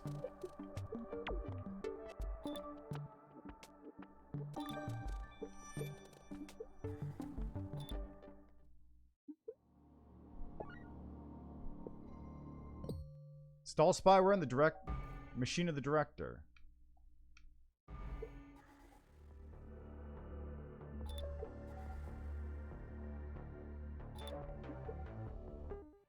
Because your objective is installing spyware, your option changed from acquire to install after getting access. Also, you need to consider the user's role, as your objective is to install spyware on the director's machine.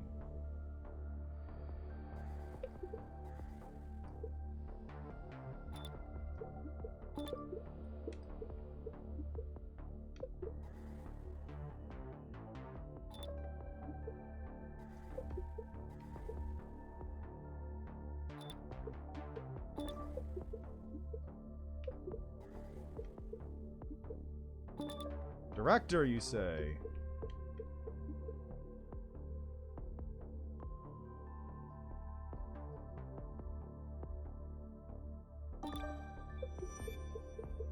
And we're out.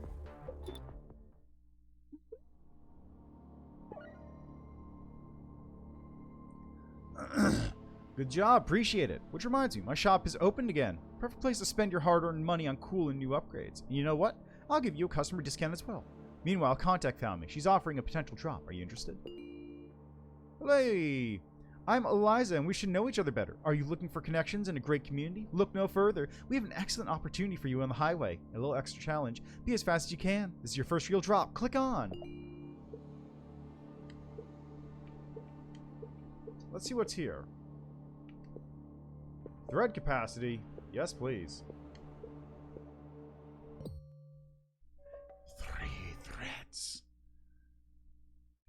Hostile core detected. You must deal with time, the enemy core, and the alert level. Once you connect to the access point, you have 5 minutes to accomplish the primary objective and leave or get caught. Enemy core is the primary defending system of any standard network. It controls the lesser security systems if those are available and attacks you regularly. If it hits you, your time gets reduced. You can see the current alert level on the top right of the screen. The higher the alert level, the more significant the time reduction caused by an attack will be. You can see your extra objective in the bottom left of the screen. You can complete it for extra money, but it's completely optional. You can attach as soon as you have completed your primary objective. Some extra objectives will be completed only when you disconnect and the requirements are met, like in this case.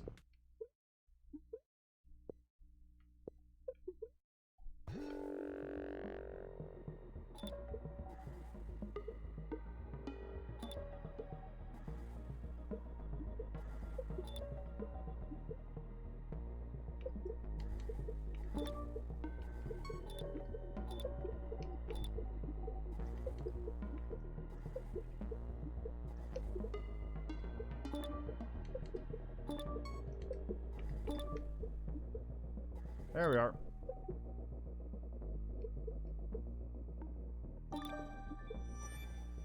And we're out.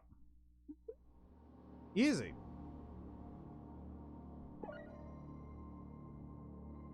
my god, you did! You were born to do this! You did a fabulous job, even without a firewall! You have the spark, don't be shy. What about a second round? I know that you want it. A friendly heads up. Turn on the firewall. Nothing beats the thrill of the old-fashioned fight for survival, but it will get boring.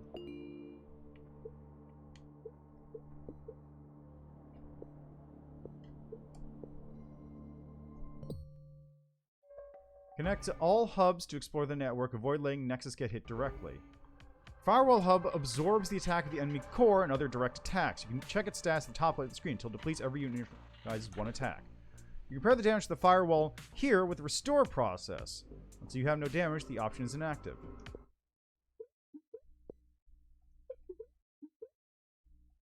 Ah, I see. That's a firewall node.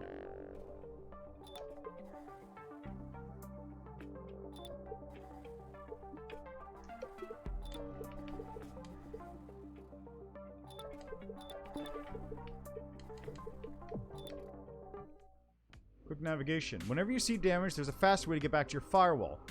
Just press Y on the controller or space on your keyboard to immediately take you back to the Nexus. When you finish the repair, press it again, returning to the place you were in the last time in the hospital network.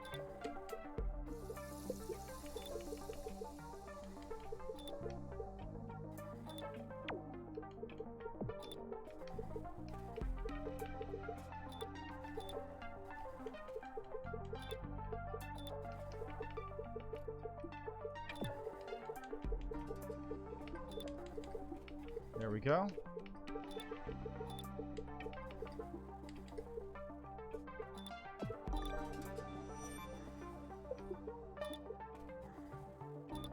All right, we're done.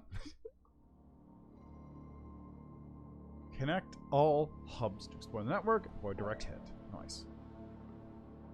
Word is you have a new deck and want to prove your skills. Need some quick cash too? Well, we can help a friend out. Friendly advice. Try not to overwork a network. You know what I mean? They get cautious. The city has lots of networks. When a server is getting hot, move to another. Our territory and the drop are okay for now. Check the marker on your map for details. Firewall upgrades. Oh. Find drive D55 and download document package pro data.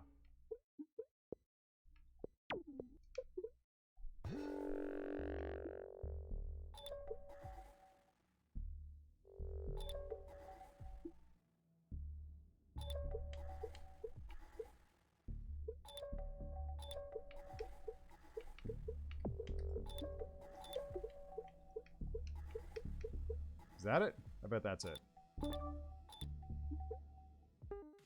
There are multiple drives in the document archive hub containing data packages. You need to open the drive to see the access to the data.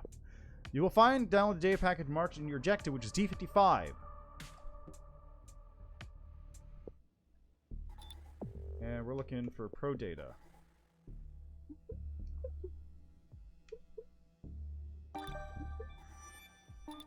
And we're out.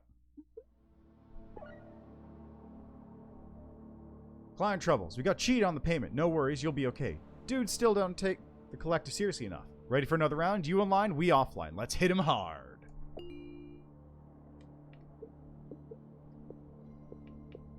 Sure, but let's do that first.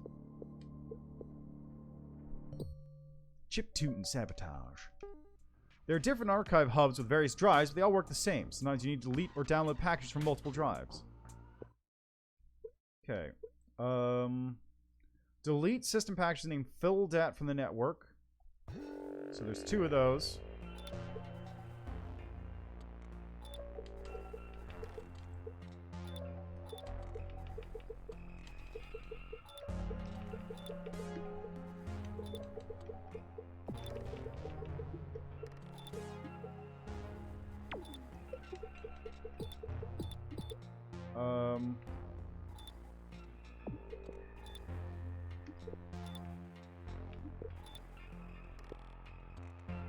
It's not here.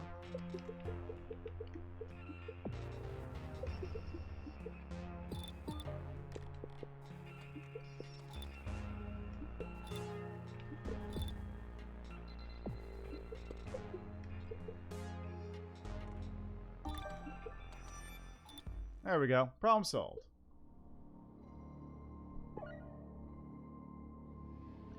Hey there, friend. You might remember this Nick from our old days in the scene. I was the one who told you that you had the potential to get far. Does it ring a bell? It's time to prove me right or wrong. We, the freelancers, could help you. What about this? Try to hack into our network. I got your attention, didn't I? See if everything works, then we're good. It won't be easy. Cheerio!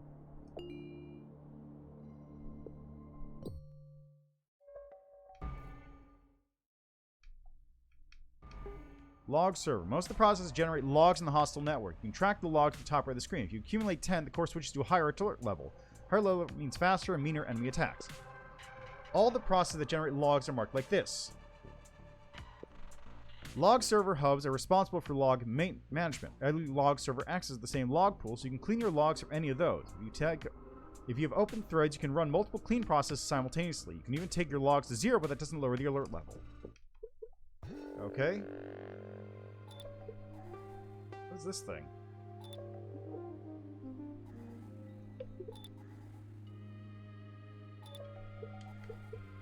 Okay, ping on a relay.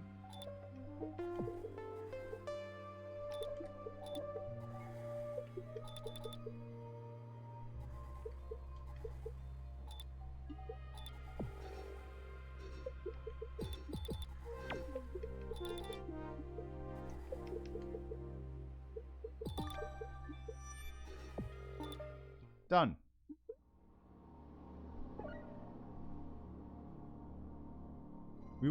I hope you want some fun. What about a live challenge? Watched by thousands of our dedicated fans. If you're fast enough, you can have all the juicy raw data of charming suburbia. What do you say? Because I say let's roll. I reckon you still want to prove yourself to the community and you always need some extra cash. We can make this work. I'll get you connected to the highway. With the broker Damon installed, you earn money for the download data immediately. 2 birds with 1 stone, eh? That's the spirit. Sure. Okay, acquire the keychain of Colin Wrench. Drain all raw data from the network. Daemons are valuable tools that work automatically without resources or control. On your credit highway hub, you can find the broker daemon. Exchange data for you and you find for credit. Okay, so drain all raw data and acquire keychain of Colin Wrench.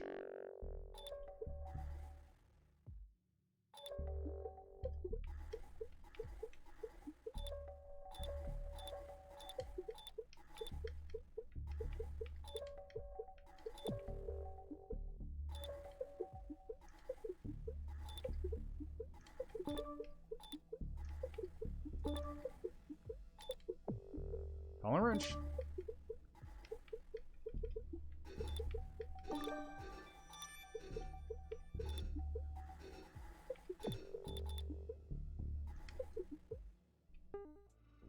Some hubs have a special kind of node called data node. Here you can find raw data. To acquire them, you need to drain them one by one. When you're draining data, your broker daemon turns into credit, which you can track at the top of the screen. The bar shows you the amount of data you have drained from the data nodes. You've already found, and it turns green when every data node is depleted entirely.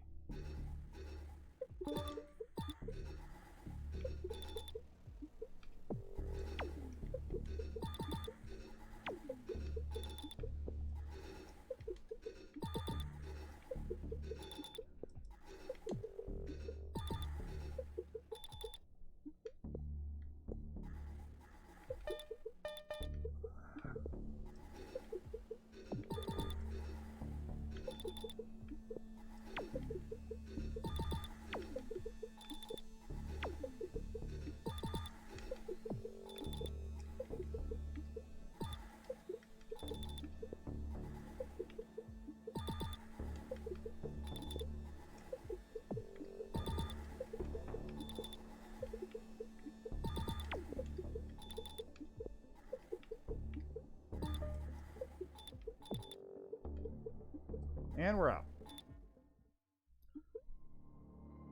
I feel like this might be easier with a keyboard. Use it really well, and the publicity is good for business until they catch you. By the way, if you have some cash burning holes in your pocket, I have a few new daemons in the shop, all shiny and new. Hey, friend. Can we have a word about our suspicious partners? Those rascals have business ventures on our territory while abusing our hospitality. It's a simple job. Take a look around their network. It'll be more challenging than last time, mind you. We're providing extra security for them. Ironic, I know, but I can't shut those systems down, can I? We must keep up appearances. Good luck. Once connected to a hub, Wingman Daemon will automatically mark the node required for your objectives. Pathfinder Daemon autonomously connects the hubs. Ooh, that's handy. Alright, well, I can wait for those. Whatever. Targets, freelancers. Void letting Nexus get hit directly. Spyware on Director of the Machine. New hostile system detected. The RAM counter system is a basic active defending system. It attacks your firewall continuously unless you disable it. You'll find information about the active systems in the top right of the screen. The red dots indicate how many of them are active. When you attack and disable one in its hub, the dot turns gray.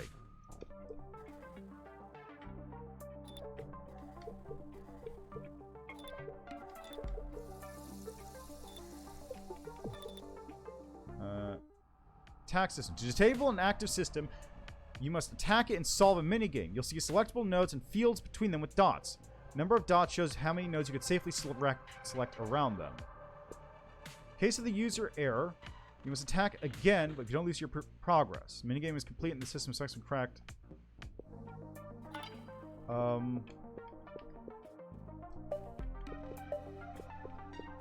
It's basically Minesweeper?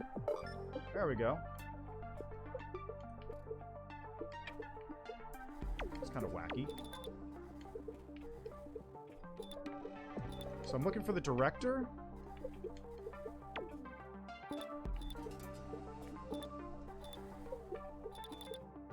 Employee.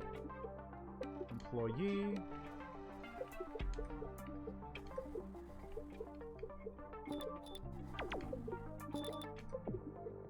Employee. Probably this one.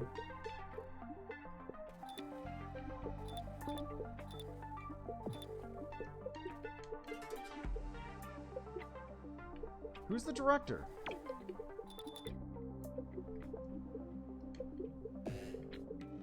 Oh, Jesus.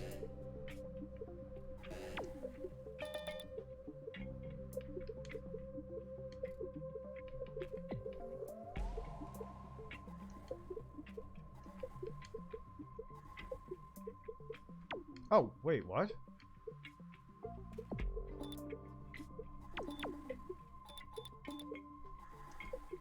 Wait, huh?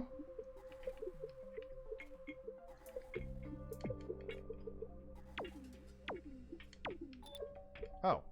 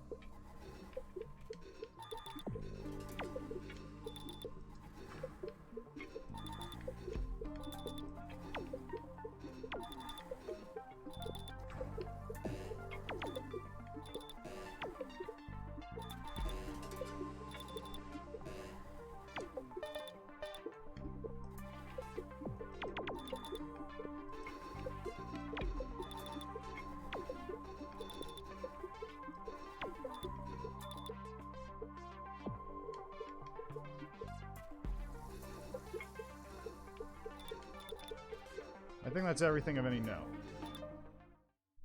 Yeah. All the raw data, installed the spyware, and avoided direct hits. Nice. Read this, yo. You really want to know something cool? Prof. Ziggy's working on some crazy projects. What he needs is extra computing power. It's no rogue job, but credit is credit. If the old man pays, we run the cables. You go in, and we get lost. Lots of raw data there. You should get a basic drainer. You know what? I have a spare. A pal of mine got caught by the cops. He won't need his stuff for a while.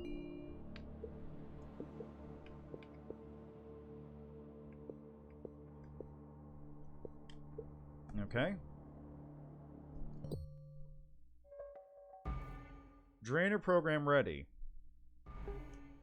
You can run programs on specific nodes. For example, there's a run drainer process on the raw data node.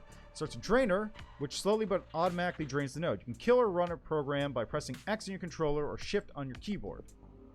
Programs have process power to run. You can run multiple programs simultaneously if you have enough process power. You can find process power in the Power Server Hub. You need to integrate the process power module if you want to use it. You can check the amount of integrated process power at the top left of the screen. The unit of process power turns gray when a program is using it, but you can use it again after it finishes its run. Okay, sure.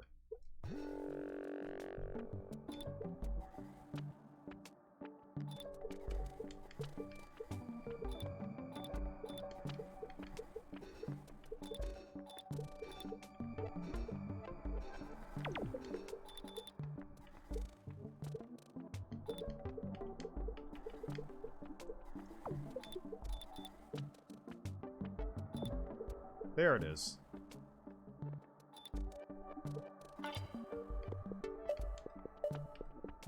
Ah.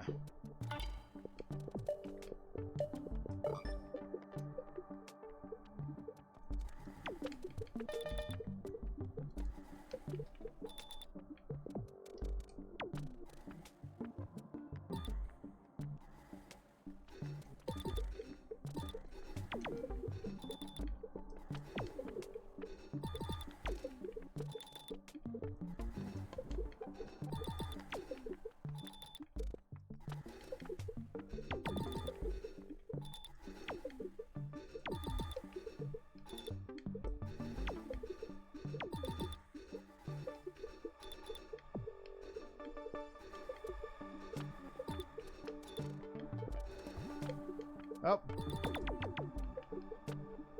It's elevated.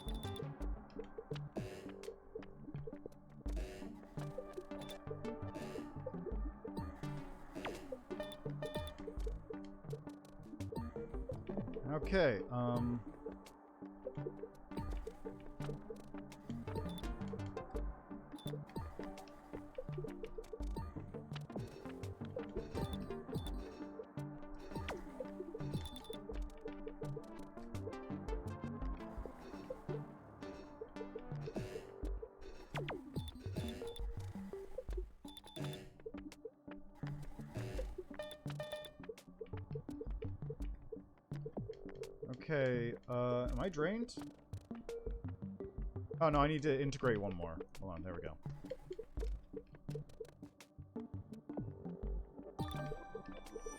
Oh, I'm still missing some data!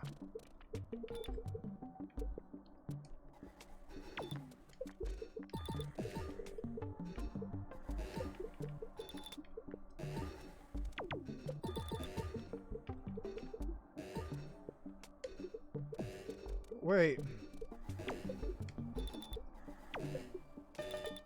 Where's this data? Oh god, really? I didn't...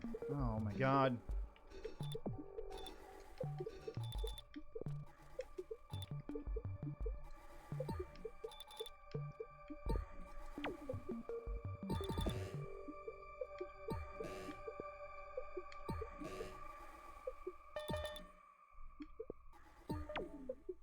Okay, we're out. Still did it within time, too.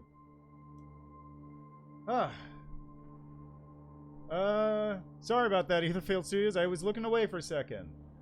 Let's see here. Hi, I'm the developer of the game. Just stopping by. It's fun to watch how you play drop. And good process power first. You can run the drainer program. You don't have to manually drain with the program running. Yeah, I kind of figured that out about halfway through that. I was just a little panicked at the end there because I was like, oh god, my firewall's starting to go. Okay, my level is actually getting pretty high. I probably should take care of that. Just a lot of wheels spinning. But yeah, okay. I was wondering, like, okay, yeah, this is pretty simple at the very start, but it's starting to ramp up, and I can start to see where it's like going to get going. But yeah, thanks for stopping by. I hope you enjoyed the stream, and hope your game is doing well in the store. Actually, is it out yet? I don't know. I didn't check.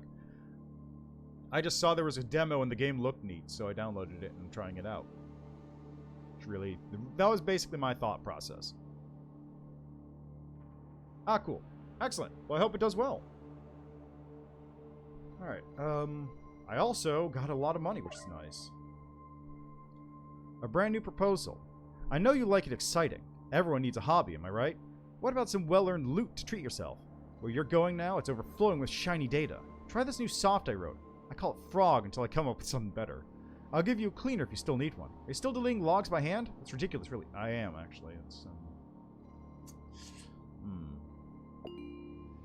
Game's calling me out. That's good to hear. I could get Wingman. I kind of want to save her Pathfinder. Because Pathfinder's useful. Actually, Pathfinder's a ways away. So I'm going to go for Wingman right now.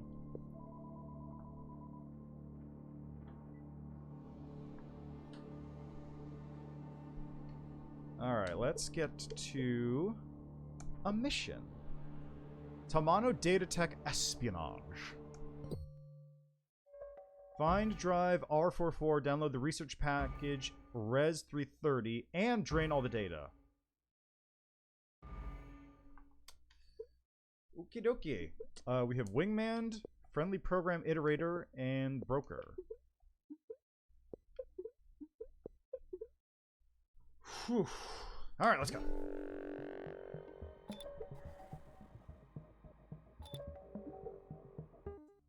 You can start a cleaner program on log servers. It will automatically delete your logs regularly. You can delete logs manually even if the cleaner program is running. You can run multiple cleaners and drainers simultaneously if the necessary processing power, which I don't.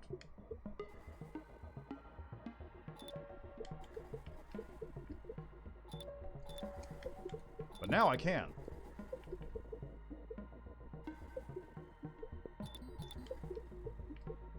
Okay, let's do that, and just make myself clean for the time being.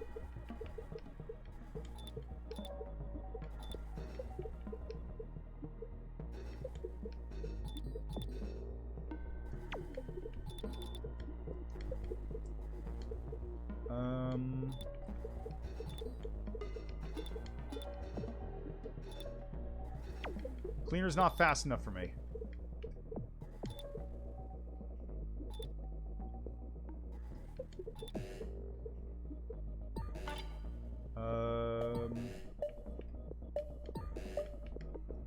There we go. Okay, get that running.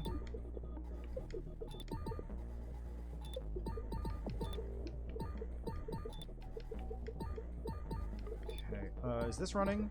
It is not.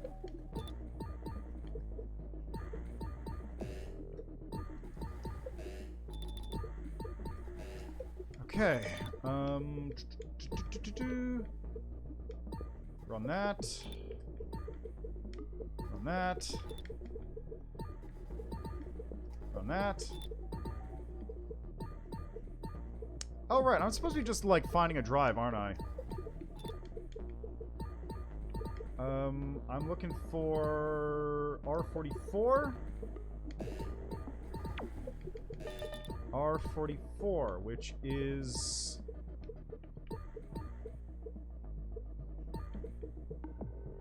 R44, and I'm looking for the Res 330. There it is. And we're out. Easy peasy. Not even a little bit of sweat.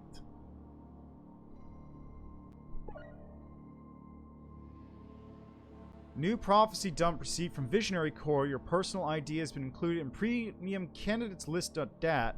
Enabling trial 45-6A, rename path to attention to comply with conventional naming traditions. Enigma Core evaluation path must be taken. Okay. Software box. Drainer speed. Ooh. Cleaner. And repair. Ooh.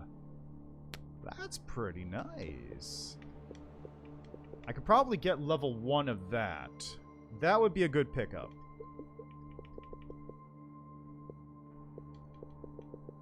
The funny thing is, just like in actual computing, my threads are throttled by the bottleneck. The bottleneck being me and my ability to traverse the areas on the map.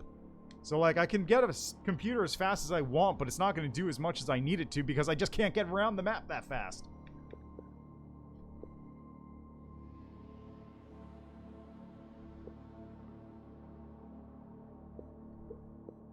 Okay, let's see how this one goes. We'll give it, let's give it another 2 missions. New gateway detected. Connect all hubs to the network. Detach in 4 minutes. Gate interface. Proxy gateway is a simple defense system. The only way it opens is by solving a minigame. You have to switch all red nodes to green. Oh god, it's... Oh god. Oh, okay, this isn't bad at all. Wait, it's red to green. Okay, there we go. Other way.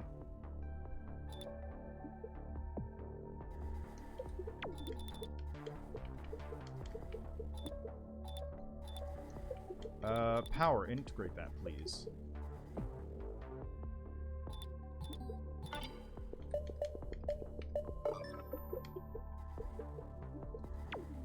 Run cleaner.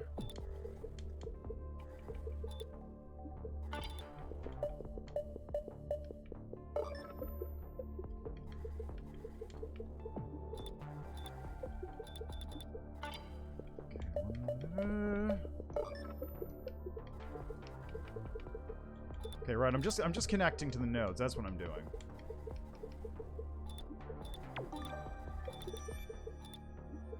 Yeah, might as well see what that's about.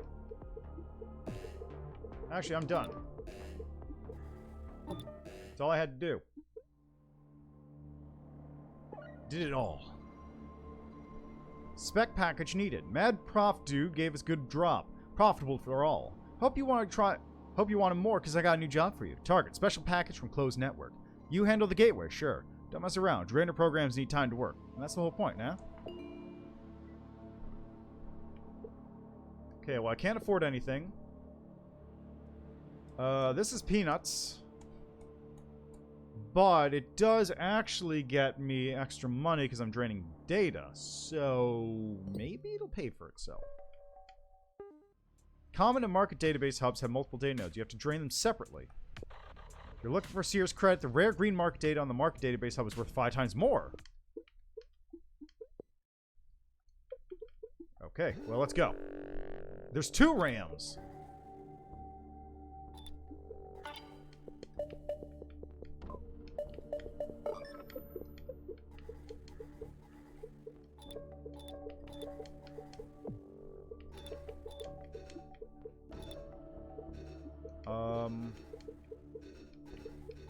Where's the log thing?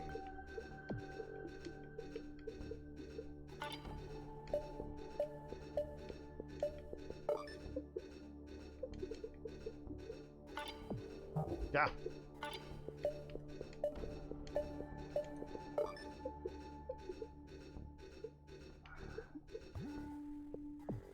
Okay, well, I'm up to level 2 now. So I don't know where the logs are.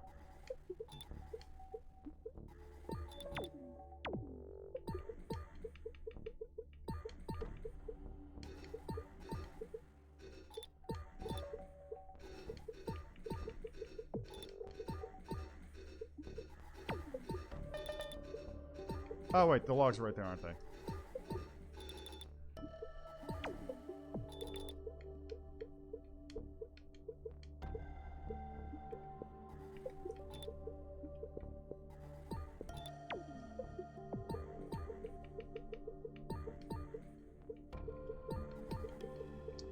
Be nice to be able to soak up more of that data faster.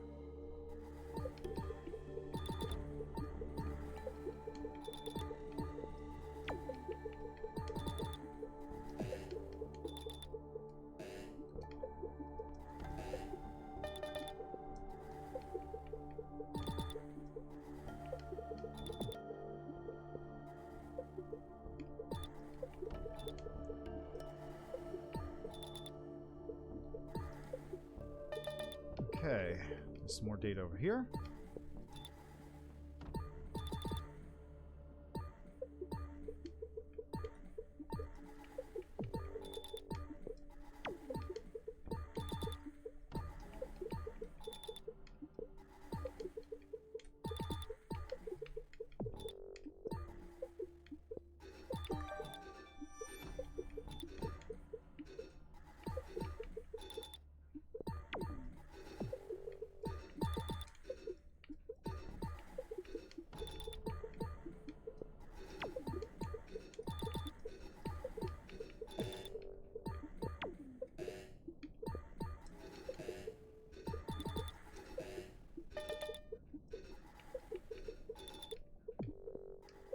Okay, is there one down here? Yes, there is. A little bit.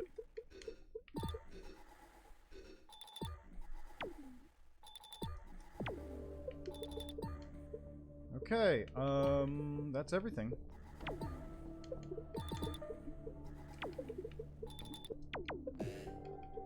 And we're out. Clean!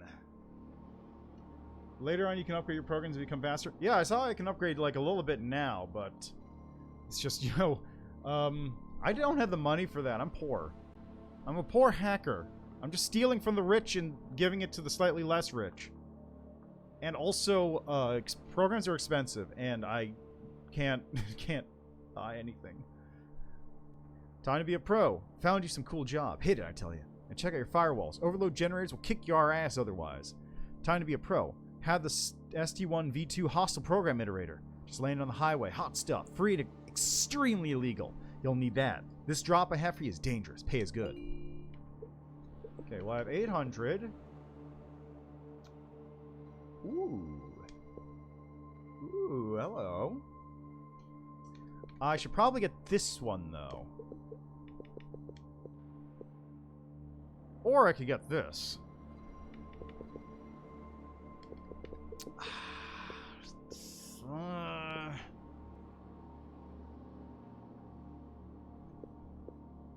This one. I'm getting this one. I'm getting this one. Because that'll keep my firewalls going longer. It means I won't have to go back as often to check things.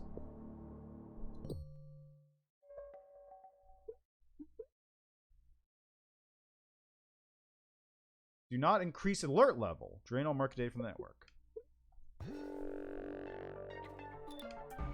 New hostile system detected.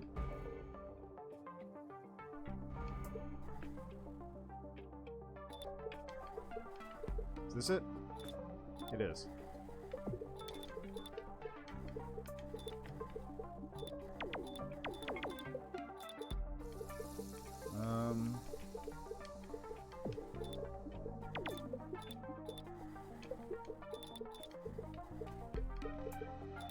Ooh, what the hell is this? There are hostile programs like Overlord. It attacks your firewall constantly. If Overlord appears in a hub, it can go there and simply kill it. Do it by pressing X on your controller and shifting your keyboard. Okay, well there you...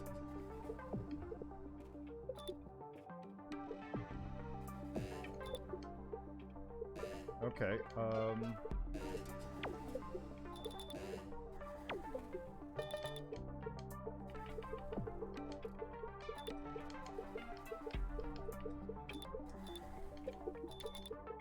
there we go. That's what I want.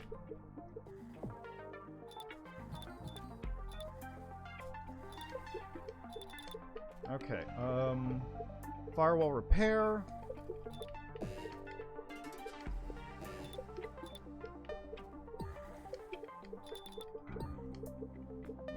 Okay, drain all market data. That's what we're doing, right?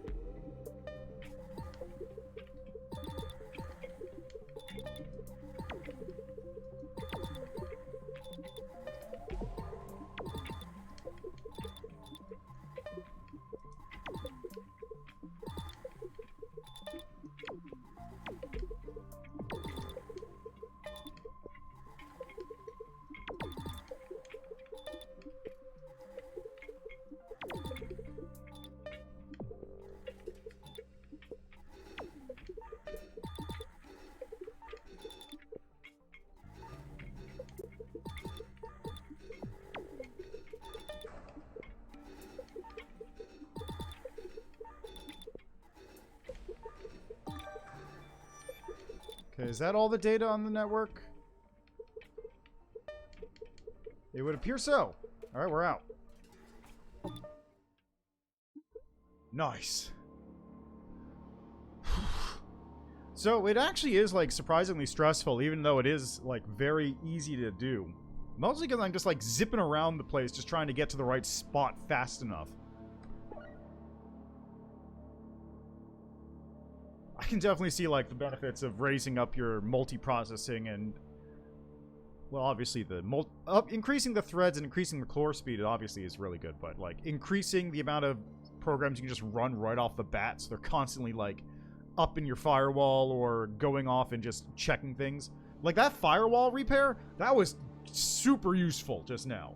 Incredibly useful. I'm really glad I picked that one up. That was ace. You can handle the Overlord, see? No worries. Winning streak, right? You know what? I was thinking, let's pay a visit to the freelancers. My pals wanted to break into a warehouse in the Lancer territory, and you, my friend, could be their digital muscle. Disable some cameras, open the door, stuff like that. Improvise on the fly, and 100% rogue style.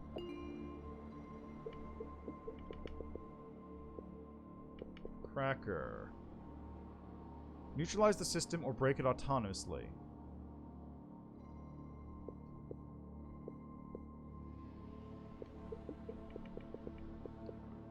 Okay, you know what? Last one. Last one.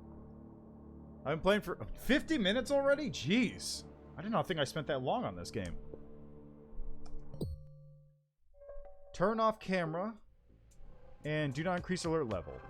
This is an incursion mission, which means you have to take over the control of a camera, door, elevator, or some other device. Different types of controllers, but they all work the same. You can turn off and on... Turn on and off the various nodes on them as many times as you wish. Make sure you follow your objectives. Okay. Let's go. It's 2 overloads.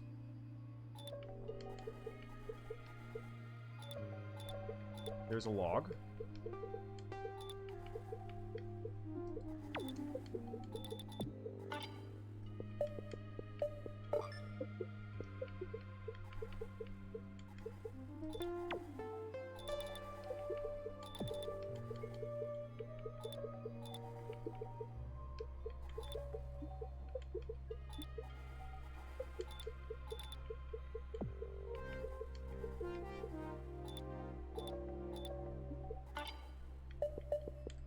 I think there's an overload someplace where it's running.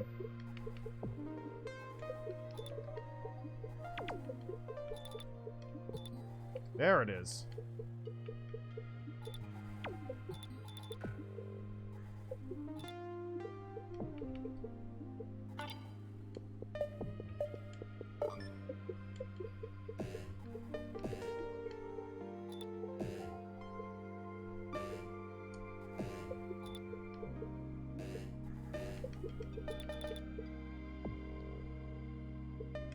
Okay, there's this.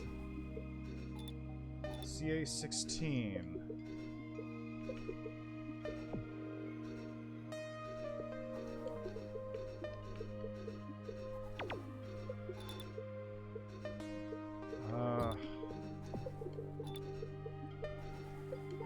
What's CA-16?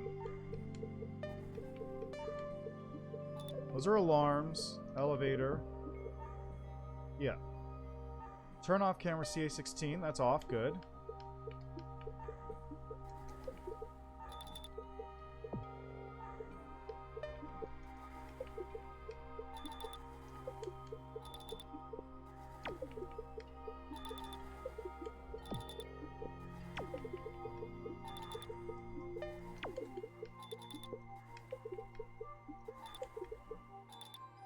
What am I doing?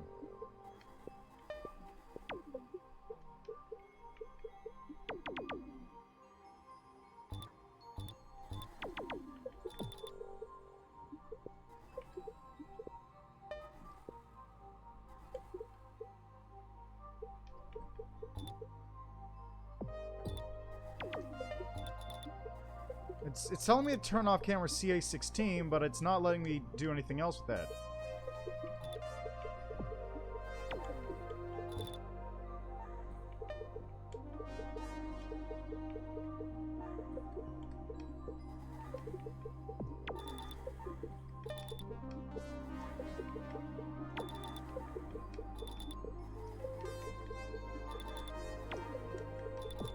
Okay.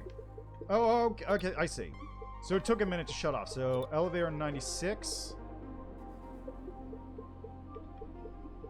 Thanks for pointing that out. I wasn't able to, like, pay attention to what's going on down there.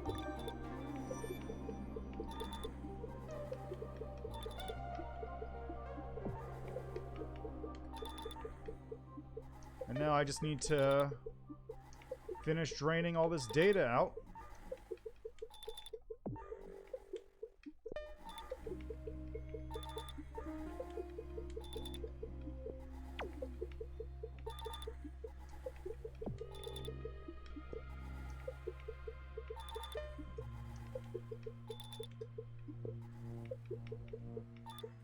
Is there any other data left? No? Okay, we're good. All the data has been cleared.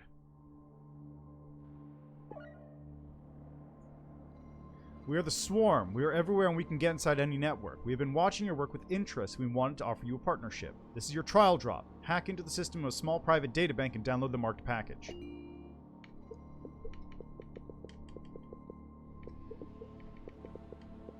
Okay, well, I'm gonna leave it there because that's the... I've been going for almost an hour now, and I need to, like, change to another game. But this is a very interesting little game. It is just as frantic as any other hacking game, despite not using any typing or anything else like that.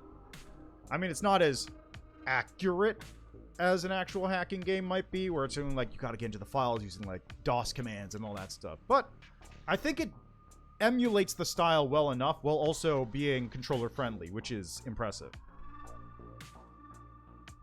I can definitely also see, like, a lot of the options that are going to be a lot of, like, you know, you have the options to upgrade different parts to your kit in order to do stuff and see all that stuff. Like, there's a lot to work with there. Yeah, thanks for stopping by. Good luck with the game. It's a very interesting little game. I will check it out. I don't know if I'll stream it necessarily. I've got a lot on my plate, but I will definitely at least check it out. Speaking of checking it out, how much is it?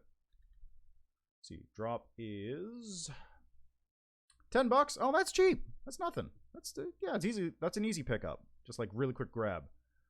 Also, what was the other game while I was what was the other game I was looking at? Was it Hack? It was Hacknet, I think. That's the other one. Yeah, because there's a bunch of hacking games. Hacknet, Uplink. There's yeah, Hacknet or Uplink are the big ones. There's also IO Interloper. There's the one that's only on Humble, which is not as good because it's a 30-minute tech demo. Of course, there's always Watch Dogs. There's a bunch of hacking games. There's a bunch of games that are all about, like, being super hackers, and another addition to that list is always a good thing. Yeah, very cool game. Definitely checking it out. And you can check it out yourself at home because it has a free demo available on Steam right now that you can just go download immediately. Like, it's just right there. I'm looking at it right now on the Steam page. It is literally right there. It's right there. You can just play the demo. Yeah. Thanks for stopping by. Enjoy the rest of your day. All right. Yeah. So let's move on to the next game though before I get too distracted. Also, that like map, the city map thing, is like bizarrely detailed almost. There's a lot of detail going into a thing that basically could have just been like a picture, a JPEG with a 3D with a bunch of pins on it, which I mean it is, but it looks good. Okay. What else we got? I guess we could go right on to the other side of like looking at a bunch of lines on a thing. This one came out too, right? Yeah, it's also $10. Looking at a bunch of lines connected between things that indicate like a spot that's holding information is the most obtuse way I could go about saying this, what this game's about.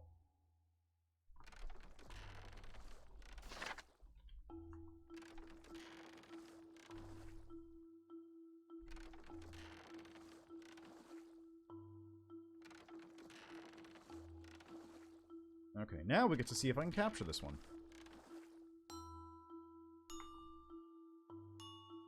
Yes, excellent. And I'll be back in a second, actually.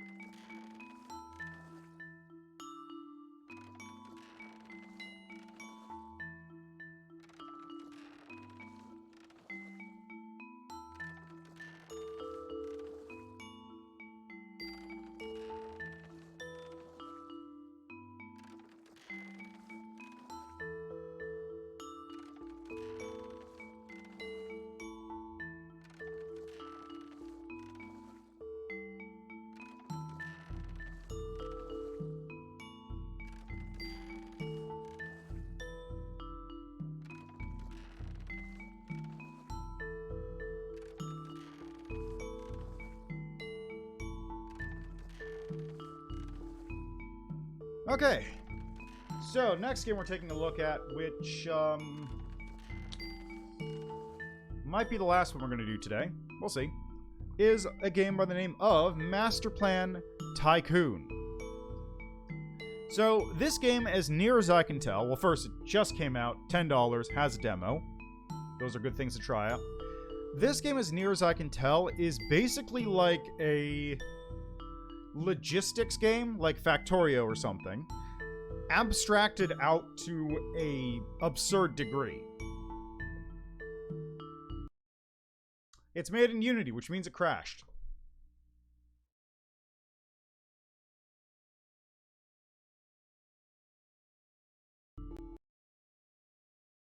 I don't know what it is about Unity. It just does not like being captured. It's so strange. It's so strange.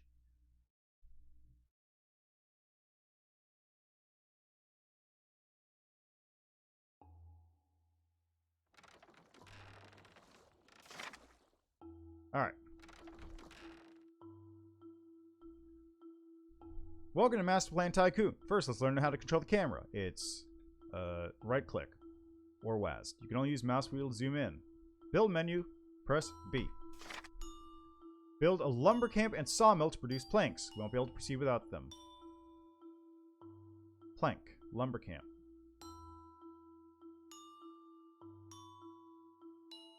Alright, and the sawmill goes there.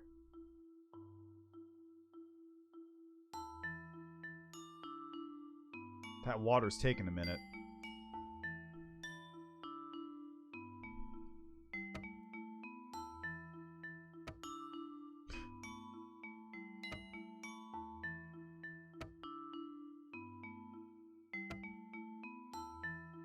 Boy.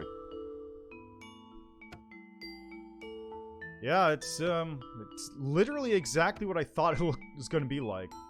Connect the output pin of the lumber camp to the input pin of the sawmill to start transferring resources. Connect the sawmill and storage. Once planks arrive at storage, you'll be able to use them. Need some stones. Let's build a quarry next to the stones. I'm glad you know... Oh, those are the stones. Okay.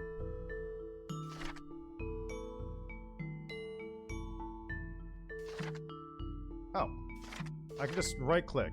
If I hold down right-click, it moves, and if I just press right-click, it opens the build menu, which is handy.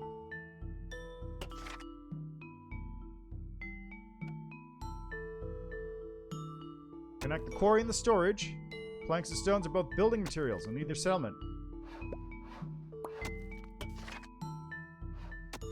Our settlers need food. Without it, many buildings will not function, so let's catch some fish.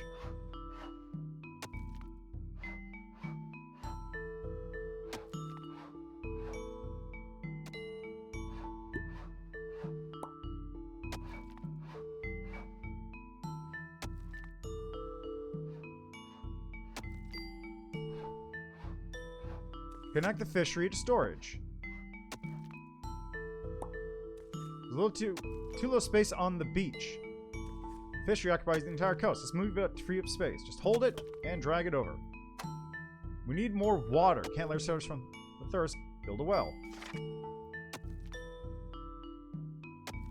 Wait, how is the other one getting water? Oh, it's just drawing enough from the Masterplan Tycoon well. Or lake, or whatever.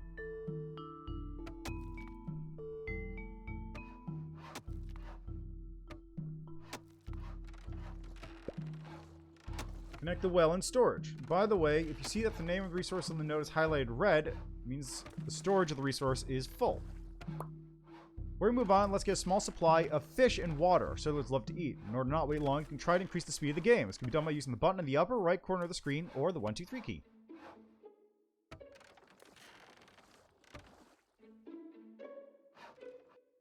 Okay, better question. Where are the settlers? Are they just like nebulous, invisible globs that just exist to drain resources?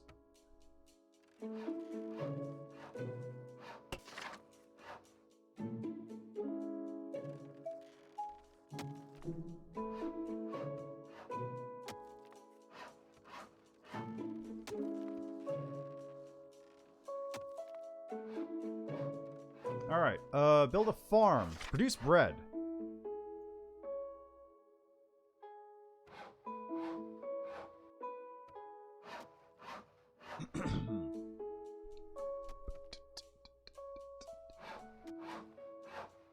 Well in a mill. Whoops.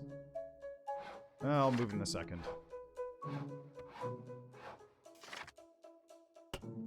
Okay, so grain go in. Finally, the bakery.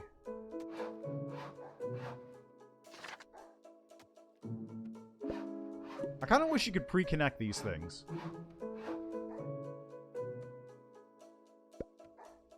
There's no reason not to, right? Looks at the bakeries and getting maintenance can't work. To solve this problem, it's necessary to build another storage nearby. Building requiring maintenance can only be operated within the range of a storage.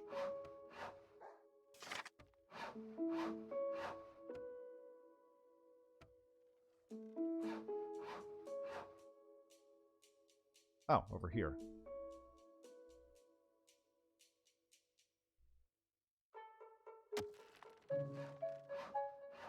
Looks like a special mission. Gotta deliver bread and stone.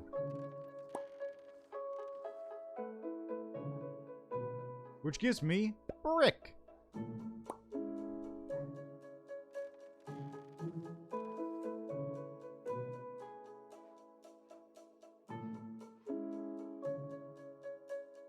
Oh, does it have to connect directly from there?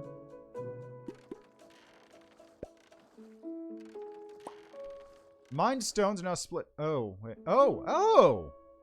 Mined stones are now split equally between the storage and brick missions. We don't have the time to wait. Disable the link between the quarry and the storage so that all mined resources are sent to the brick mission. All resources move blah blah. Main goal is now getting resources for the brick mission. We must forget about the needs of the master. Build. Where's the master? Build another quarry and connect to the storage. Where?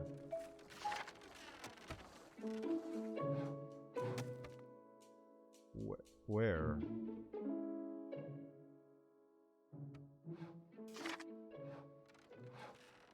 I guess just anywhere?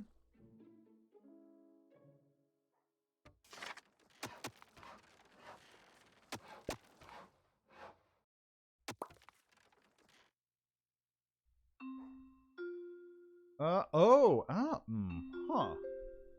Interesting. Now to business. Do you see the in resources from the master release sent here? Build a storage so we can use them.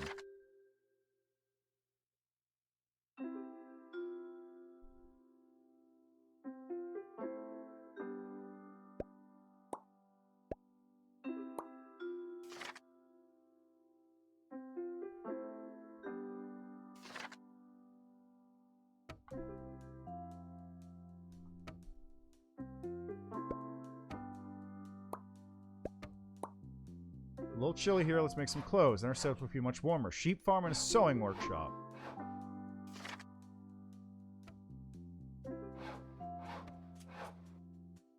I guess it doesn't matter where I put it. Oh, I need more planks for this.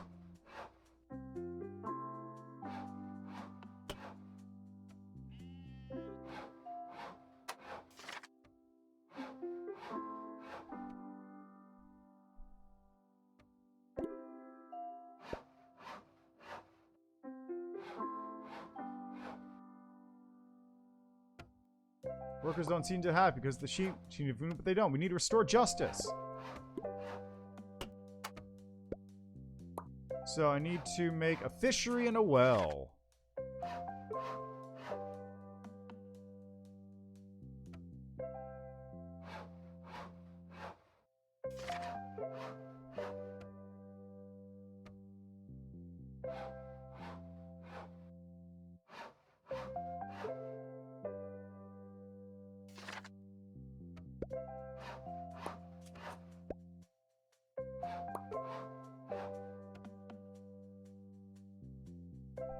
Okay, well, the clothes are being made, probably, right?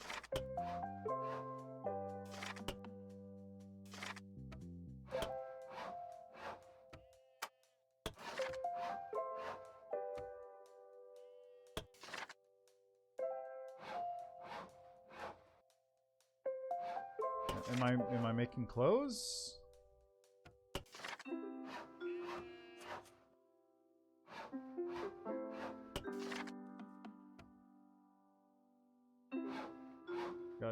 Okay, it is making clothes, in fact. That's good.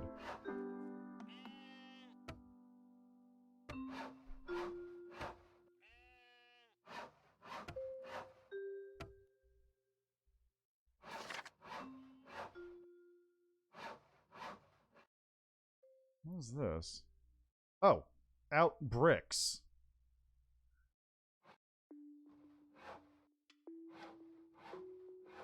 Oh, this is... Okay, I see now. So the stone and bread are going into this, like... Are going into here. Which is being used to, like, feed people in this area who are going to then logistics themselves up to create bricks that are going to be shipped back out. So it's a sub-world, effectively. It's a sub-world within a world. That's goofy.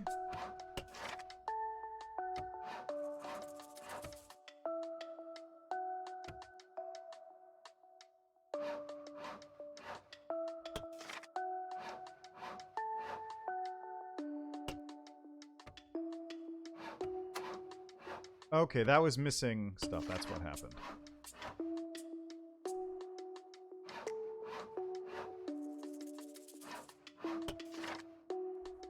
Node storage full.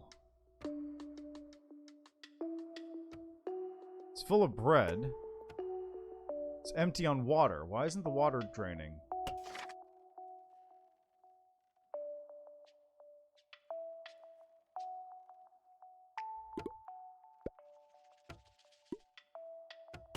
It's full here.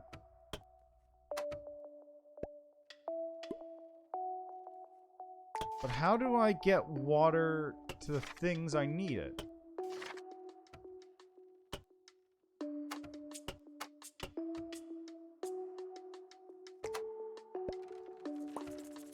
There.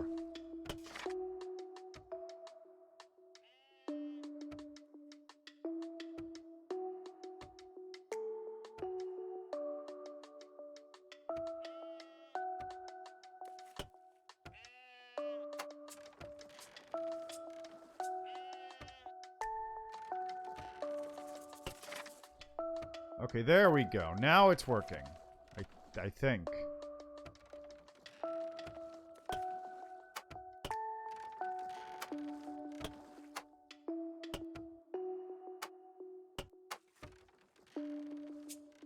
I don't know why it's red.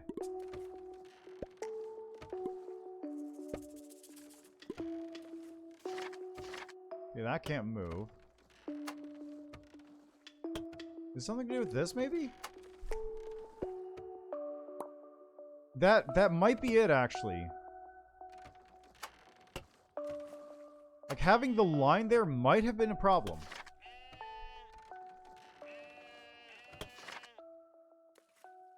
Okay, we're good now. It needed to be near water, but also the line was sort of, like, overlapping with stuff, which is the problem. Okay, I need to make a farm, a well, and a brewery.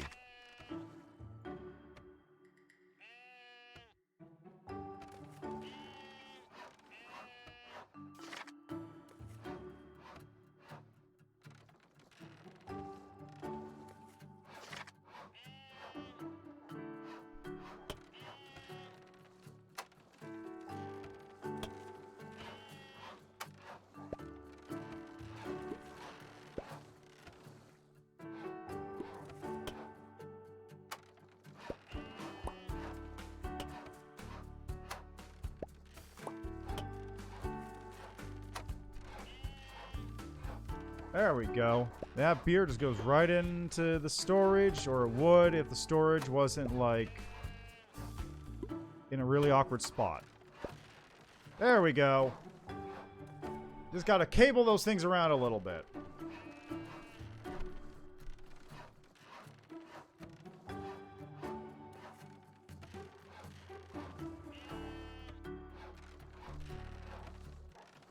Boy, this is taking a minute, though, isn't it?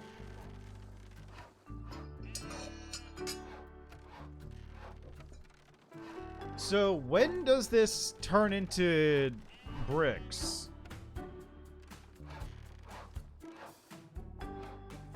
There we go. So now I need to build a clay pit.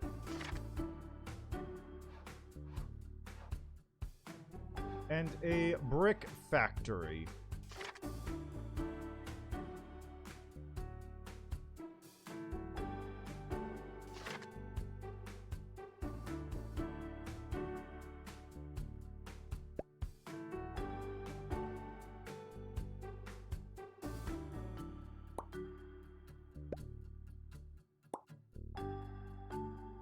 Return to the master, click on that. Click at the arrow icon at the very top of the screen. We have bricks now, but there are no beer and clothes in master, so we can't deliver them from brick mission. She'll have to build them here. Do you remember how it's done? Yeah, I remember how that's done. So I gotta build a brick master. Or I gotta build clothes. So sheep farm, which I will build... It's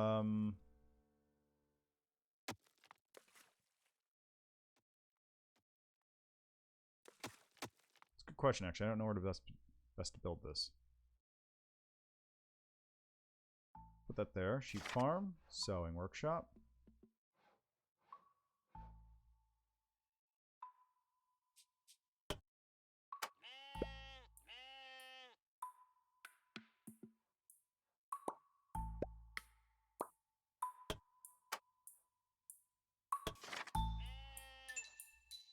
It's waiting on Will. That's fine. And beer. I need a brewery.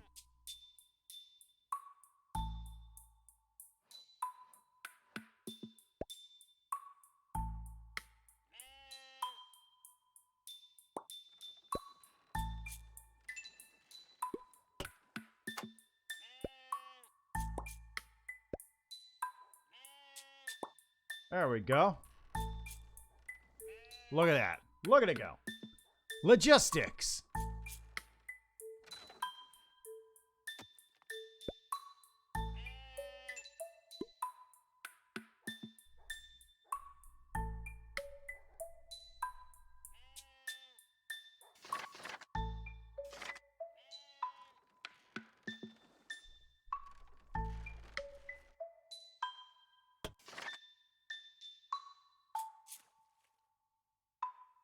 We have bricks now, but there are no beer and clothes in master. Okay, well I'm making the beer. The beer's coming.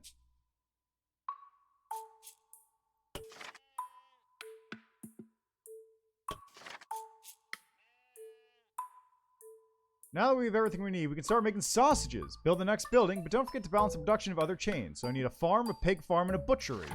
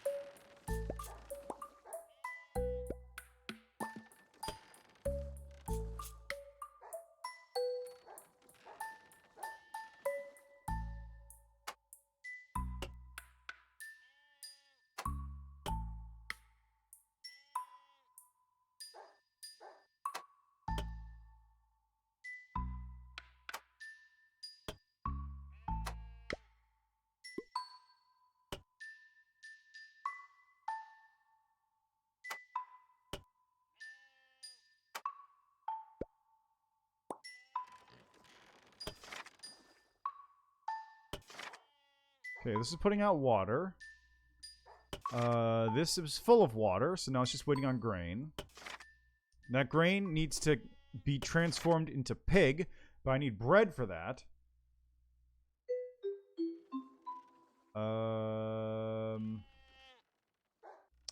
There's no bread being produced here, is there? All the bread's going in here. There we go, problem solved.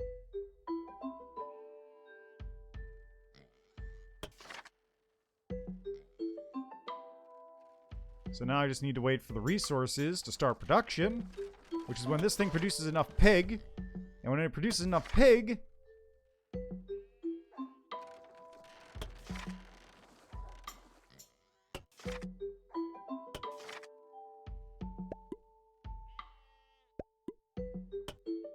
There we go. Now the pigs aren't traveling over water.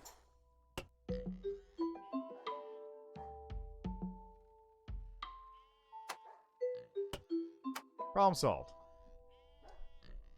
There you go. And now we're generating sausage.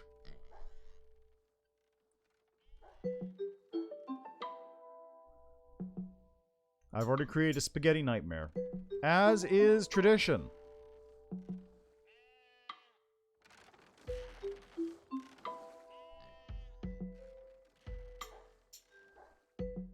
We're getting ready for the production of steel beams now, but steel workers are not your average workers. They don't wear regular clothes. We only need to make a few overalls for them, and only then will they consider our job offer. Let's start with calico. Okay, overalls. I need a cotton plant and a cotton mill.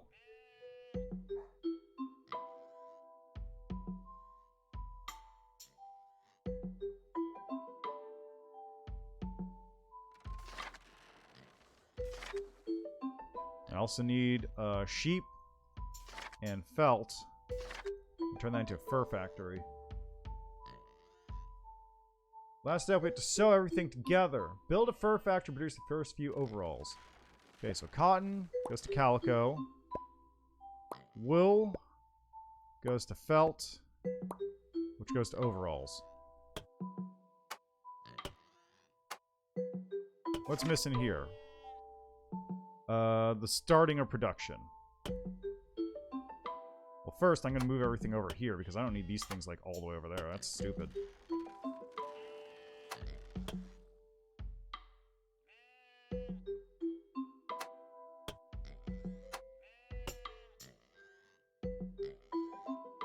Actually, let's just flip these.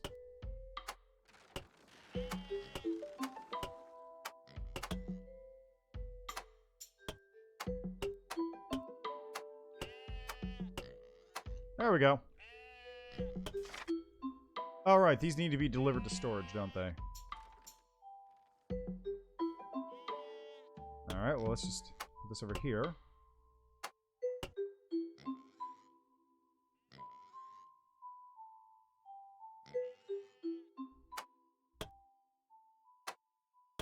Storage being there is really not helping things.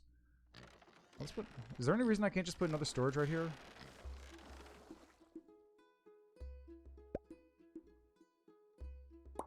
Like, there you go, problem solved.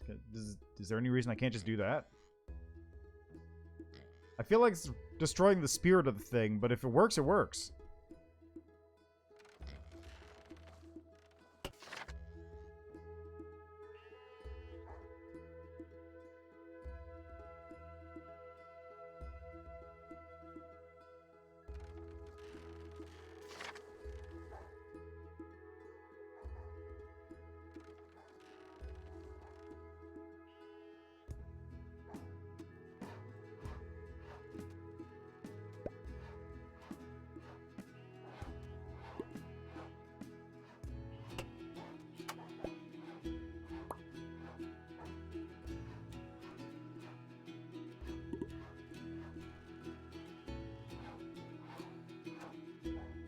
Alright, you did a great job. Producing steel beams is not an easy task.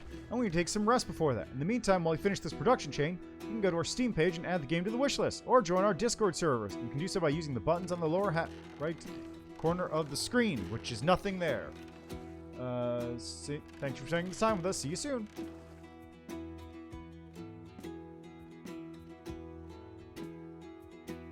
Alright, ooh, this is a big area. We got a port. Limestone. Copper. Oh, so it just goes. It just goes for a while, huh? Looks like copper's the edge of the map. Well, you can just build a giant logistics train that'll just take you all the way across this map.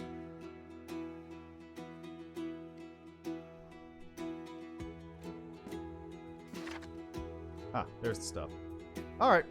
Well, that's Masterplan Tycoon. It is actually a pretty neat little game. So, it's basically exactly what I thought it was going to be. Except it does have a little bit more of the, like... What's the best way to put it? Also, I'm very glad that for a, like, building management game, it caps the demo at, like, 30 minutes. It feels kind of like a mini Metroways kind of game, almost, where it's very casual and it's all about just, like, trying to plan out your stuff as opposed to, like, actual logistical optimization stuff. It's more about planning around your moves so that your stuff is not going to, like, cross lines where it can't.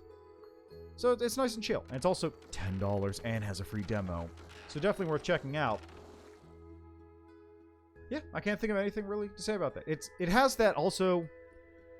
So the one thing that I do think is pretty cool is this right here. Because the basic gist of it is like, these missions, I guess, are sort of like machines, right? When you make a machine in a normal game, it's just, you know, it inputs one thing, spits out another thing. Or it may be a much smaller space that is taking the place of, like, you know, a full facility that might have occurred. So bricks, in like another, I'm not saying anyone in particular, but like in another exploration, expansion game, 4X game kind of thing, bricks might require their own framework up until a certain point, but after that point, it just becomes like, this is the brick machine, just put it in a box, leave it to go. This is basically the way of sort of splitting the difference, where you're off settling or whatever, and the settlers are doing the brick machine stuff, and they turn into a brick machine when they're done. It's a very neat little idea. It's a good way of, like, compartmentalizing all these more finicky bits, which you can then turn into an actual, you know, thing later on. Although, one thing that is kind of weird is, does that mean every brick from now on comes from here? Because I can't make a brick. I can make moonshine. Oh no, I can make bricks, but there's no clay pits. Like, there's no clay pits on this map that I can see. There's a lot of stone. There is a lot of, you know, other stuff, but is that it? Like, I guess what I could also do is, like, if I really wanted to, I could just chain a bunch of supply nodes all together. Or storage nodes. Just chain these into each other and just have them, like, transfer all my bricks all the way across the map that way. That's totally viable. There's not really restriction on building storages. I could just build whatever I want, as long as they're not, you know, crossing over anything that's impassable.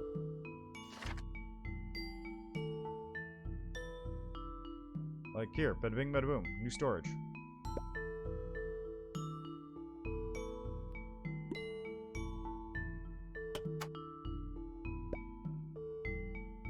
Huh.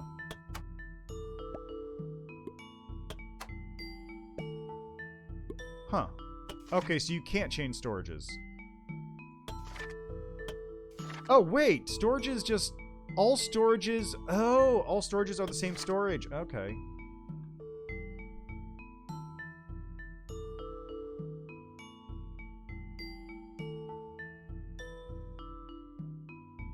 The ice cream truck is here? It's fucking April, dude. Whatever. Anyway, really cool idea. I actually really like this one. It also feels like it's designed for, like, not necessarily, like, controller play. Actually, definitely not controller play, but Steam Deck. It feels like it's designed for, like, a Steam Deck or touchscreen interface, because it's all stuff you can do literally from... Like, I can use the mouse to do everything. I don't have to I didn't think I even touched the keyboard, because it's all just like place things down, do all that stuff. So, neat. Alright, I don't have time for any more games today, but I will be back tomorrow with more stream, because I still have a lot of demos to go through.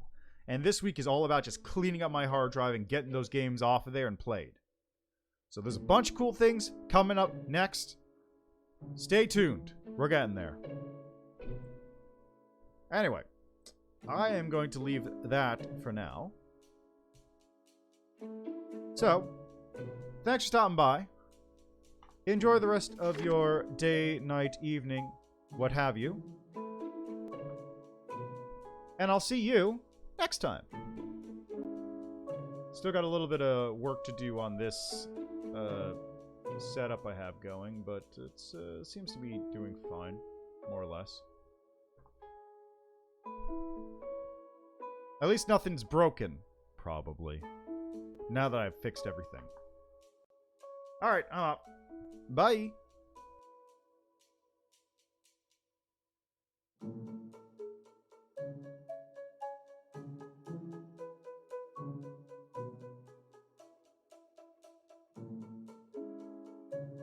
Actually, I'm gonna see if anyone's streaming that I can raid first. I'm just gonna do that.